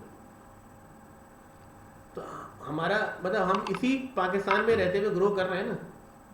प्रॉब्लम आई बहुत सारी, अभी भी आएंगी, एलसीआर नहीं खुल रही हमारी, चीज़ें रुकी नहीं, 3 महीने हो गए हमें। तो कोई सद्दे बाप तो करेंगे ना, या हाथ पे हाथ धरे बैठे रहेंगे। इशू आएगा, सोल्यूशन निकालना है उसका। ये थोड़ी है कि शिप डिपो के निकल जाएंगे आगे। मतलब कुछ चीज़ ऐसी है जो आपके हाथ में नहीं होगी, बिल्कुल आप चाहते भी हैं तो आपके हाथ में। बिल्कुल ऐसा है, बहुत सारी चीजें। If you have opportunity go somewhere else. मतलब अगर आपके पास अपॉर्चुनिटी है, आप समझते हैं कि यार मुझे लॉ एंड ऑर्डर का इशू है, सिक्योरिटी का इशू है, बिल्कुल मुझे भी है, ठीक है ना। लेकिन मेरा बिलीव ये है कि मेरी जिंदगी जब तक है उतनी रहेगी, कहीं कोई छीन नहीं सकता मुझसे। But as far as concern about the operations, आपको बहरहाल एक सिस्टम के ऊपर डिपेंडेंट होना पड़ता है। देखिए आपका जितना भी इंटेंशन हो, वो गवर्नमेंट है, हो, वो गवर्नमेंट है, वो गवर्नमेंट बेस पे है, गवर्नमेंट के साथ मसले। गवर्नमेंट को भी तो हम ही समझाएंगे ना। हम गवर्नमेंट कौन समझाएगा? हम ही समझाएंगे। गवर्नमेंट को कौन समझा देगा? एस्टेब्लिशमेंट को कौन समझाएगा? हम ही समझाएंगे। मैं क्या डिजिटल पाकिस्तान के साथ काम कर रहा हूँ, पाकिस्तान आईटी पॉलिसी के साथ काम कर रहा हूँ, एफआईए के साथ काम कर रहा हूँ, ठीक है। उनको मैंने चेंज किया, मैंने कहा यार तुम ये सेकंड्स के अंदर क्राइम हो जाता है भाई, किस दुनिया में हो आप लोग? हमारे आफरी को जानते होगे ना तुम? yes. मैं साथ काम कर रहा हूँ, पूछो मुझसे उनके आगे। डीजीएफआई रिटायर हुए हूँ, एनआरसीटी किसने इंप्लीमेंट किया?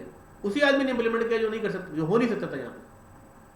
आप गोरों के कब्जों में होते ही हो, उस बंदे ने अकेले इंप्लीमेंट कर दिया उठा के। मैं उस वक्त से साथ हूँ उनके, मैंने बाहर बैठ के सपोर्ट किया उनको।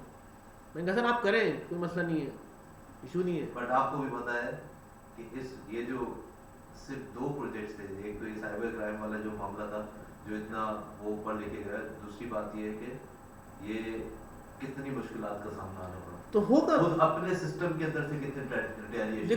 वो बात सही है, हमारे तो मसला है ना ये। और हमारे आप जो कोर्ट्स की बात कर रहे थे, आपकी बात कर रहा हूँ, ये आशीर्वाद वाला जो प्रोजेक्ट था, जो जनरल प्रोफेसर मुशर्रफ के साथ जब इम्प्लीमेंटेशन की बात हुई, वही पूरा प्रोजेक्ट उसी आशीर्वाद ने दुबई के अंदर इंटीग्रेट किया सिस्टम को। 3 साल उसने वहां पे लगाए और आज वो सक्सेसफुली रन कर रहा है। बट तमाम बिल डेटा होने के बावजूद सर ये वो काम नहीं हो सका। ये 5 साल है, मैं आपको लिटरेरी बता रहा हूँ, ये सारे बुड्ढे मर जाएंगे ऊपर के। But I am optimistic although, but ये बुड्ढे मर जाएंगे, ये अपने इनहेरिटेंस को इस पाकिस्तान के लिए यही देके जाएंगे। नहीं देकर जाएंगे, लेकिन फिर भी माइंडसेट चेंज होगा उनका।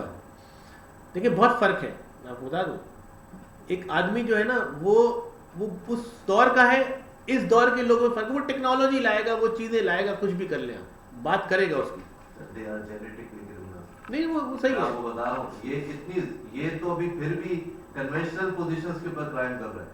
ये आने वाले जो है ना, ये तो वो क्राइम करेंगे सर जिसका नुकसान नहीं होगा। मैं डिस्कस करूंगा आपसे, आप अपने लेवल पे बात कर रहे हैं, मैं कहीं और भी बैठता हूँ और मुझे कहीं की जगह ले आके बिठाया जाता है, हम डिस्कस करेंगे इसको, कभी टाइम अलग से मिलेगा, अभी इसमें टाइम नहीं है इस पर डिस्कस करने का। लेकिन thing is like we need, हमें कोई हार नहीं माननी, हमें तो जाहिर बात है कुछ ना कुछ आगे जाके करना ही है, और कहीं ना कहीं पानी निकलेगा इंशाल्लाह, ऐसा नहीं है कि नहीं निकलेगा, हमको लगे हुए कोशिश कर रहे हैं। हम बाहर जाके भी बैठ के काम कर सकते हैं, यहाँ भी बैठ के काम कर सकते हैं, लेकिन हमें ये पता है कि दिस इज आवर कंट्री, और कोई और बाहर से आके ठीक नहीं करेगा, हमारे लोग हमें ठीक करेंगे, और हमें इनकी काउंसलिंग के लिए ऊपर जाके बात करनी होगी, और जो कि हो रही है, बहुत सारी चीज़ों पर बहुत रिवैम्पिंग हुई है, बहुत रिवैम्पिंग हुई है। आपको शायद नहीं पता होगा, एक्रेडिटेड काउंसिल बन गई, ठीक है, एक्रेडिटेड काउंसिल बन गई है जो कि ISO और इन तमाम चीज़ों को ला रहे हैं, और इसके अलावा बहुत सारे क्राइम्स के ऊपर बहुत सारी चीज़ों पे लॉज बन गए, साइबर लॉज बन गए, ठीक है ना। मैं 97 से बैरिस्टर जाहिद महमूद के साथ मैं नीपा में काम किया, साइबर लॉज के ऊपर, साइबर क्राइम्स के ऊपर, ठीक है। पर चीज़ें होती हैं, टाइम लेती है, मैं मर जाऊँ चलो आगे आने वाली एक चीज़ शुरू तो हो जाएगी ना, किसी दिन तो ठीक होनी है ना, उसने ख़राब तो नहीं रहेगी ना वो। हर दुनिया का ना सिस्टम है, इज लाइक दैट। दुनिया का सिस्टम मैं आपको बताऊँ कैसा है, इस तरह से यूँ है, every thrust and every crust move like that। दिल भी ना ऐसे ही चलता है, स्ट्रेट हो जाएगा ना तो डाइट,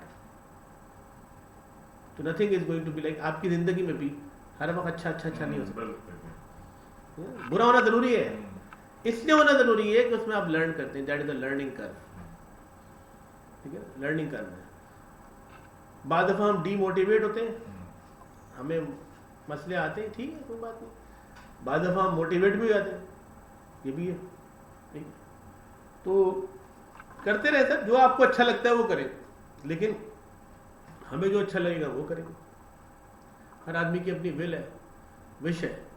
मैं वो आदमी हूँ जिसका सरे में घर था, घर में हेलीकॉप्टर था, ठीक है ना, दुनिया के बिजनेस मतलब टिकट्स हाथ में होते थे, जहाँ चाहो मिल लो, जहाँ चाहो चले जाओ, कोई इशू नहीं।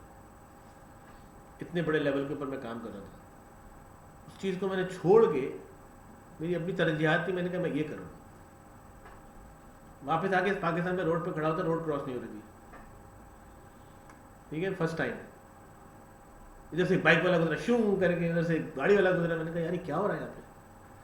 फिर मैंने एक दिन बैठ के सोचा यार मुझे अभी यहीं सर्वाइव करना है, क्योंकि मैं डेटा जो देख रहा हूँ वो कुछ और देख रहा हूँ।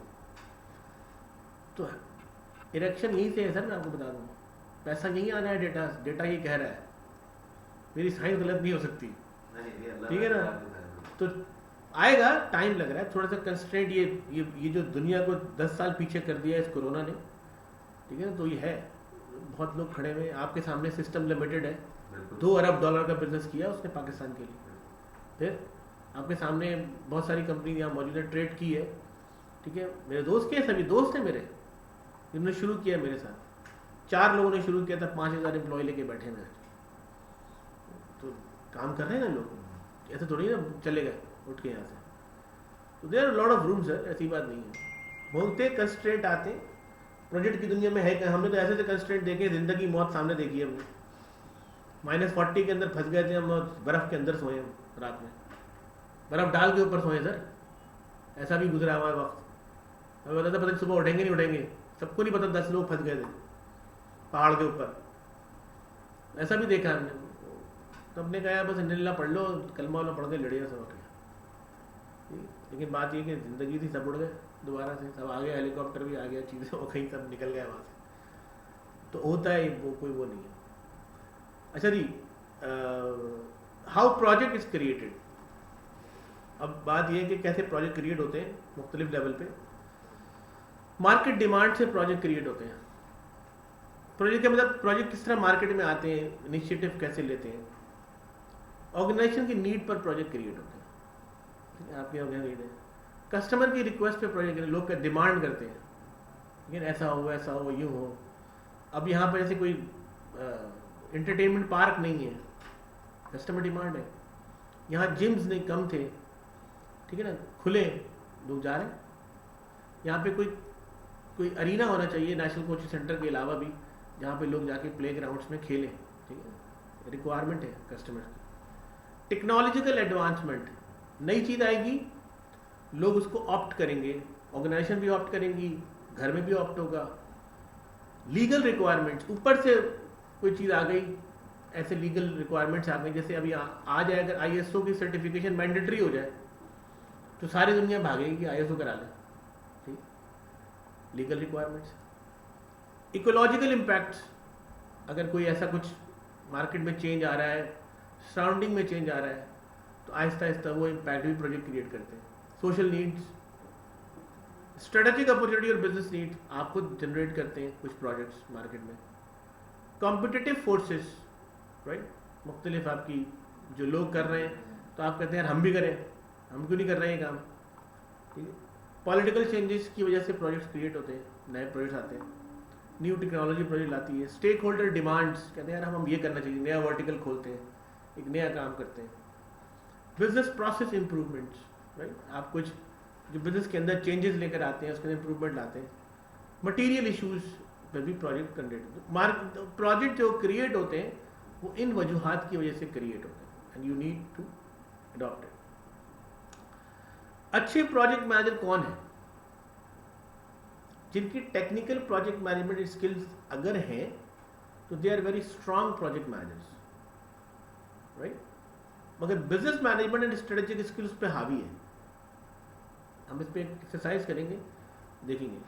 You must be a good communication skills, लोगों से बात करना, उनसे अपनी बात मनवाना, लिखना जानना, right. Good writing skills, good presentation skills, good convincing skills, good negotiation skills and organization and planning skills.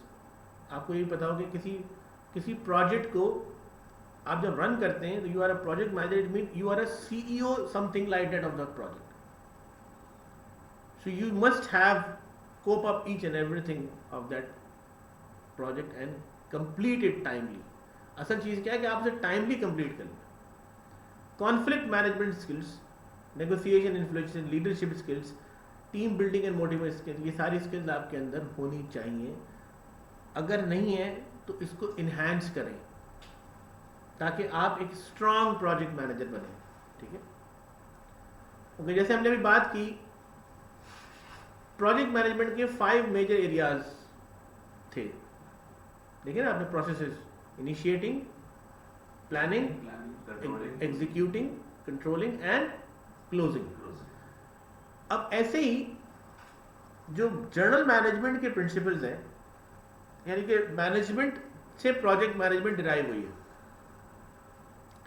तो जो मैनेजमेंट है उसके भी 5 प्रोसेस हैं, फंडामेंटल ऑफ मैनेजमेंट प्रोसेसेस कहलाते हैं, and that is what planning, organizing, staffing, executing and controlling. तो आप देखिए यहाँ पे कि like here planning, executing and controlling, the 3 things are same in the project management over here in general management, right? It means if you want to be a good project manager, so you must know the good management skills. 60% management skills आपकी इन areas में होनी चाहिए, तब आप सही मानों में project management को अंडरस्टैंड करेंगे। And then there are different working areas in the project which is technical, managerial and the consortium of industrial groups like combinedly investing and developing the different projects. तो आप resource management पे भी project कर सकते हैं। For example आपके पास अभी एक काम हुआ है, मैंने एक काम करवाया है और वो अल्हम्दुलिल्लाह कंप्लीट हो गया है। एक टेक्नोलॉजी पार्क इस्टेब्लिश किया हमने। ये टेक्नोलॉजी पार्क जो है ये मशीन टूल फैक्ट्री के अंदर खुला है, ठीक है। और जितने भी डिफेंस के प्रोजेक्ट्स हैं, जो मुख्तलिफ प्रोजेक्ट डिफेंस के चल रहे हैं, चाहे वो डॉक्टर कदी लेबॉर्ट्री में चल रहे हो, कैनब में चल रहे हो, XYZ चल रहे हो, उनके अपने रिसर्च है बहुत ज़बरदस्त लेवल की। उन सारी रिसर्चेस को हम उस टेक्नोलॉजी पार्क में ले आए, ठीक है। और उस टेक्नोलॉजी पार्क के अंदर सारी इंडस्ट्रीज को हमने कॉल करके एक मीटिंग करा दी है कि जी आप बाहर से टेक्नोलॉजी ना खरीदें, टेक्नोलॉजी इक्विप्ड करेगी ये लेबोरेटरीज, ठीक है। पैसा आप लगाइए, जैसे कि पीसीबी जो होती है, प्रिंटेड सर्किट बोर्ड जो होते हैं, वो लेयर पे होते हैं इलेक्ट्रॉनिक्स के ना, तो वो मार्केट में यहाँ पाकिस्तान कराची में अगर आप देखेंगे तो 6 लेयर से ज़्यादा की पीसीबी कोई बनाने को तैयार नहीं होता। आपको फिर चाइना भेजते हैं, आप 10 layer 12 layer, they have a facility, आपको 16 लेयर तक की पीसीबी बना के दे देंगे। एल्युमिनियम्स की बहुत सारी प्रोडक्ट्स हैं, गोल्ड प्लेटिंग है, ठीक है ना, इससे वैक्यूमिंग है, ठीक है ना, सारी टेक्नोलॉजी आपको मिलेगी। तो किसी इंडस्ट्री को अगर हेल्प चाहिए, इलेक्ट्रॉनिक व्हीकल्स के लिए सारा सिस्टम चाहिए, वो है। और मेरे पास बाहर की लोग हैं जो रिसर्च कर रहे हैं, अमेरिका में बैठे हुए मेरे दोस्त यार हैं, फ्री ऑफ कॉस्ट ट्रेनिंग दे रहे हैं इलेक्ट्रिक व्हीकल कैसे बनाएंगे आप, ठीक है, और कैसे उसको आप तैयार कर सकते हैं और कैसे आप उसकी मेंटेनेंस कर सकते हैं। तो लाइजॉन, तो नेटवर्क जो है ना, आपको जरूरत नहीं पैसों की, नेटवर्क पे ही आप प्रोजेक्ट कर सकते हैं, ठीक है। तो जरूरी नहीं होता कि आप हर चीज पैसों से करें, पैसे जरूरी है, one of the major aspect, लेकिन पैसे, जिसके पास पैसे हैं वो भी कुछ नहीं कर सकता खाली, ठीक है। Then what is project, what is program, what is portfolio, group portfolio, इस पे हमने डिस्कस कर लिया है। प्रोग्राम की बात हो गई। अच्छा, कई जगहों पे sometimes we use terminologies differently. हम कह रहे हैं बैरियर टाउन प्रोजेक्ट, भाई बैरियर टाउन प्रोजेक्ट थोड़ी है, बैरियर टाउन तो ग्रुप पोर्टफोलियो है। अब उसकी टर्मिनोलॉजी जार्गन बन गया ना, कुछ वर्ड जार्गन बन जाते हैं, ठीक है। हमारी कंपनी में जो पुरानी कंपनी थी, तो वो वहां पे आके वो पूछ रहे, so do you have burner? I don't have, no I have to burn it here. Who has a burner? अब वो पूछ के चला गया। अब इसका मतलब क्या है कि चूल्हा है तुम्हारे पास, ठीक है। वो कह रहा है तुम्हारे पास सीडी राइटर है, उसको बर्नर कह रहा है, ठीक है, क्या मैं सीडी राइट करनी है। ऐसे ही वो आगे गया, उसने कहा, आगे कोई पूछ रहा है यार, so I need to burn a paper. अब उसका मतलब क्या है, उसकी फोटो कॉपी निकालनी है उसने, ठीक है, जेरोक्स मशीन के ऊपर वो पेपर बर्निंग का वर्ड यूज कर रहे हैं। तो there are so many words are becomes jargons mostly in the organization, वो उनकी अपनी वो बनती है, टर्म्स बन जाती हैं। ऐसे ही प्रोजेक्ट को एक जार्गन के तौर पर लेके लोगों के जहनों में है कि प्रोजेक्ट होगा कोई बहुत बड़ी चीज होगी, जैसे बैरियर टाउन है, लेकिन एक्चुअली अगर हम उसे टेक्निकली जाके देख रहे हैं तो वो तो ग्रुप पोर्टफोलियो है, ठीक है। अब दुनिया का जो मुश्किल तरीन प्रोजेक्ट है ना, जिसमें कई इंजीनियर्स काम करते हैं, वो सिविल के प्रोजेक्ट्स हैं।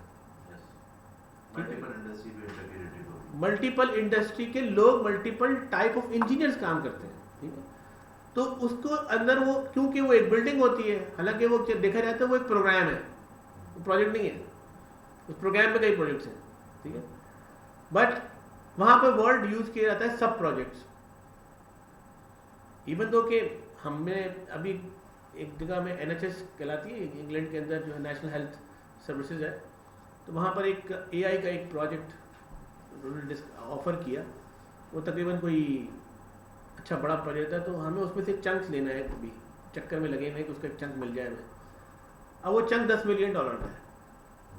अब एक बड़ी कंपनी जो है ना, वो कोई उसको उठाएगी, वो $1 बिलियन से ऊपर का प्रोजेक्ट है, $1.2 बिलियन से ऊपर का प्रोजेक्ट है, और वो सबलेट करेगी नीचे सब प्रोजेक्ट्स को बनाएगी।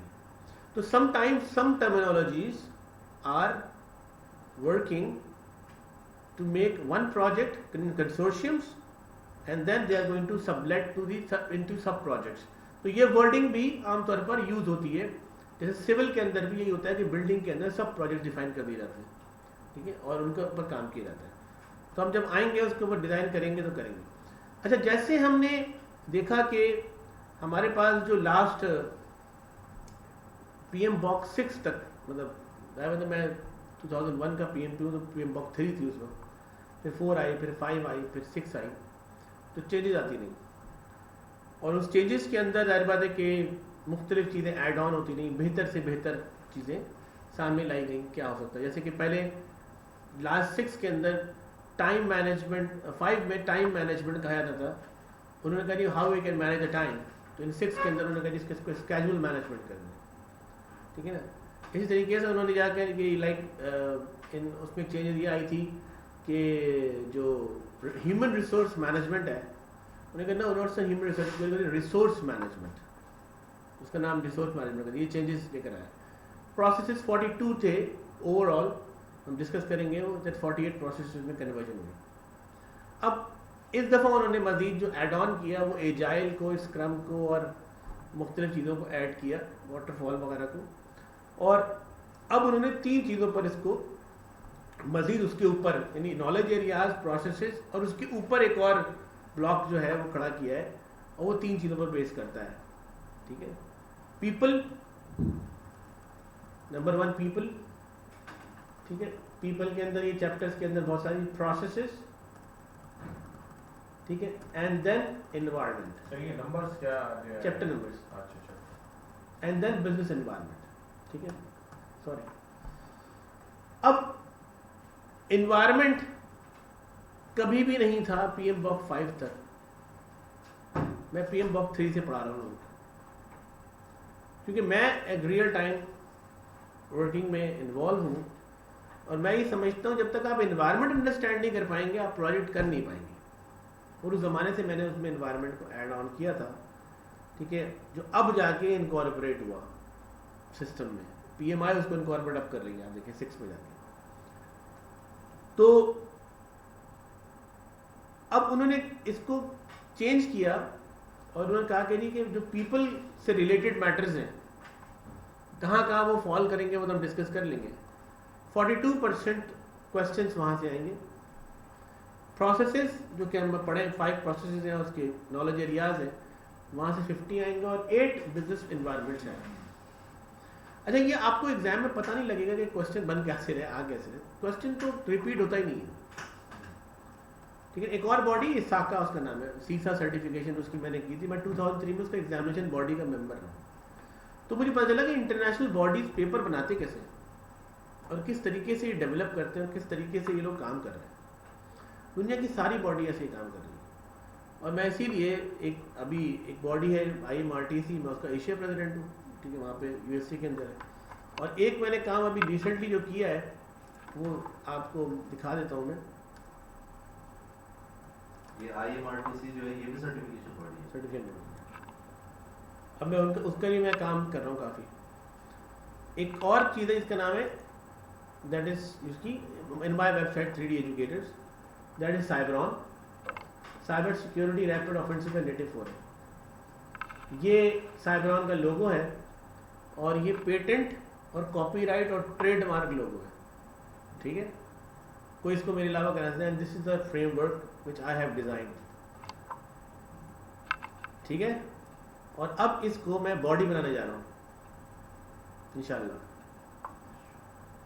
वर्ल्ड वाइड लेवल पे। पहली दफ़ा ऐसा आई है कि पूरा सिस्टम मैंने लिखा है कि 6 क्लास से लेके प्रोफेशनल लेवल तक क्या क्या आप कर सकते हैं। Google endorsed my program, the chancellor of the New York called me कि कब आप आ सकते हैं। They would like to embed this system in their school. समझ रहे आप? तो ये नाम मेरा लिखा हुआ नीचे आप देख सकते हैं। ये अभी ब्रेन चाइल्ड है ये नहीं, लॉन्च कर दिया मैंने। इसका एक प्रोग्राम मैंने लॉन्च किया है YPP के नाम से। हाँ, वो तो यूथ पार्लियामेंट वाला जो नहीं, यंग प्रोफेशनल, यंग प्रोफेशनल, एक वो प्रोग्राम मैंने लॉन्च किया, 2 साल का डिप्लोमा है। आप कर लें, आप मास्टर्स को उठा के बाहर फेंक देंगे, चैलेंज मैट्रिक के बाद। और मेरी कोशिश है मैं से इंटरमीडिएट का वो करवा दूँ। और इसके ऊपर एक एसोसिएट प्रोग्राम मैंने डिफाइन किया है, वो मैं कोशिश कर रहा हूँ कि वो बाहर से एक्रेडिटेशन करवा दूँ उसकी। तो वो ऑटोमेटिकली लोग, मतलब ऐसा होगा ना कि वो मार्केट में मैं डायरेक्ट उनको सॉक इंजीनियर भेजूंगा। अभी उन्होंने किया है, मैंने भी तो YPP के भी जो है वो लॉन्च किया है। वो जो मेरी वेबसाइट पे होगा वो लॉन्च कर देंगे, वो जो मेरी वेबसाइट पे होगा वो लॉन्च कर देंगे भाई। जो मैं डालूंगा नई चीज़ वो लॉन्च कर देंगे। तो खैर just giving you idea, any questions from your end please let me know right now. जी किसी का कोई सवाल है? तायरा, अली मुर्तज़ा, आप थोड़ा मेरे ख्याल से आई थिंक लेट ज्वाइन किया है, आप बताएंगे अपने बारे में थोड़ा सा? Ali, can you hear me?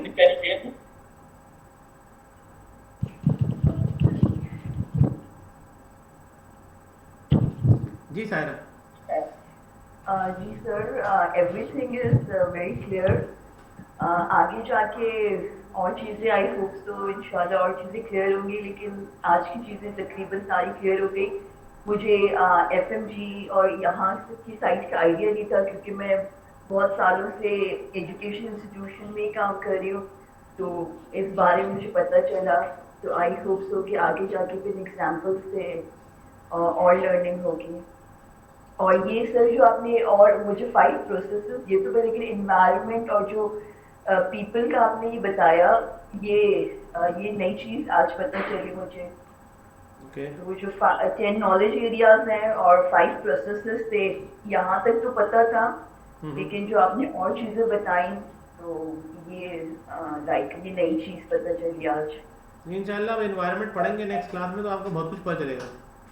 Ji sir.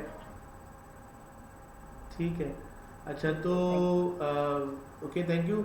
बाकी ये कि इंशाल्लाह जो बुक्स हैं वो मेरे पास सारे पता कि जो लास्ट बुक, अब जो नई बुक्स आई हैं वो नई बुक्स जो है ना वो अवेलेबल नहीं है सॉफ्ट कॉपी में, क्योंकि आपको PM Box 7 भी चाहिए होगी और आपको रीता 10 भी चाहिए होगी। तो PM Box 7 जो है वो इत्तेफाक से हमारे पास एक लड़का है, क्योंकि हम मल्टीपल सर्टिफिकेशंस कराते हैं बहुत सारी, तो वो मल्टीपल सर्टिफिकेशंस पे हमें एक लड़का आके यहाँ पे बहुत कुछ दे के चला जाता है नॉर्मली, तो वो तो हम उससे कर लेते हैं, लेकिन वो जो कॉस्ट देता है वो नॉर्मल है, कोई महंगी नहीं है। तो PM Box 7 एक तो कलर बुक दे रहा है वो 2000 रुपये की, और 1000 रुपये की आई थिंक या 1300 रुपये की वो होगी रीता 10। ये दोनों बुक्स आपको लेनी होगी, ये बुक चाहिए होगी आपको, तो आपको एडिशनल इसकी कॉस्ट देनी पड़ेगी और आप खरीदें, क्योंकि आपको इसमें तो बहुत सारी चीज़ें करवानी है मुझे। तो वो अवेलेबल है आपके पास? वो मैं फिर एक साथ ही मंगा लूँगा। आप कितने लोग हैं? ठीक है ना, आप मंगा लेना, फिर यहाँ से रिसीव कर लेते हैं। हाँ, मैं आप उनसे राशिद से बात कर लें जो भी है। मेरी उनसे बात हुई थी, उन्होंने कहा था कि अगले मतलब लास्ट वीक क्या आपको मैं दे दूँगा, मैं पैसे लगाए। आप दे दें उनको पैसे, आ जाएंगे एक आध दिन में। अच्छा, फिर वो नेक्स्ट वीक का बीच में आके ले जाइए, बहुत पॉसिबल नहीं होता ना आने के लिए। मैं आप जी, हाँ। चले मैं देखूंगा, एड्रेस दे देंगे तो मैं आपको घर पे वो डिलीवर बाइक के 200 रुपये लेता है, 200 रुपये हाँ, ठीक। इसको ले लीजिएगा, वो घर पे डिलीवर करा देंगे। सर वो आपसे एक बात पूछनी थी, ये थोड़ी सी अगर मुझे, मैं देर से आया, थोड़ा माजरत के साथ, ये आपने PM को बताया कि आपने 2001 के अंदर आप पहले बैच थे मेरे ख्याल में, या इससे पहले भी चल रहा था ये?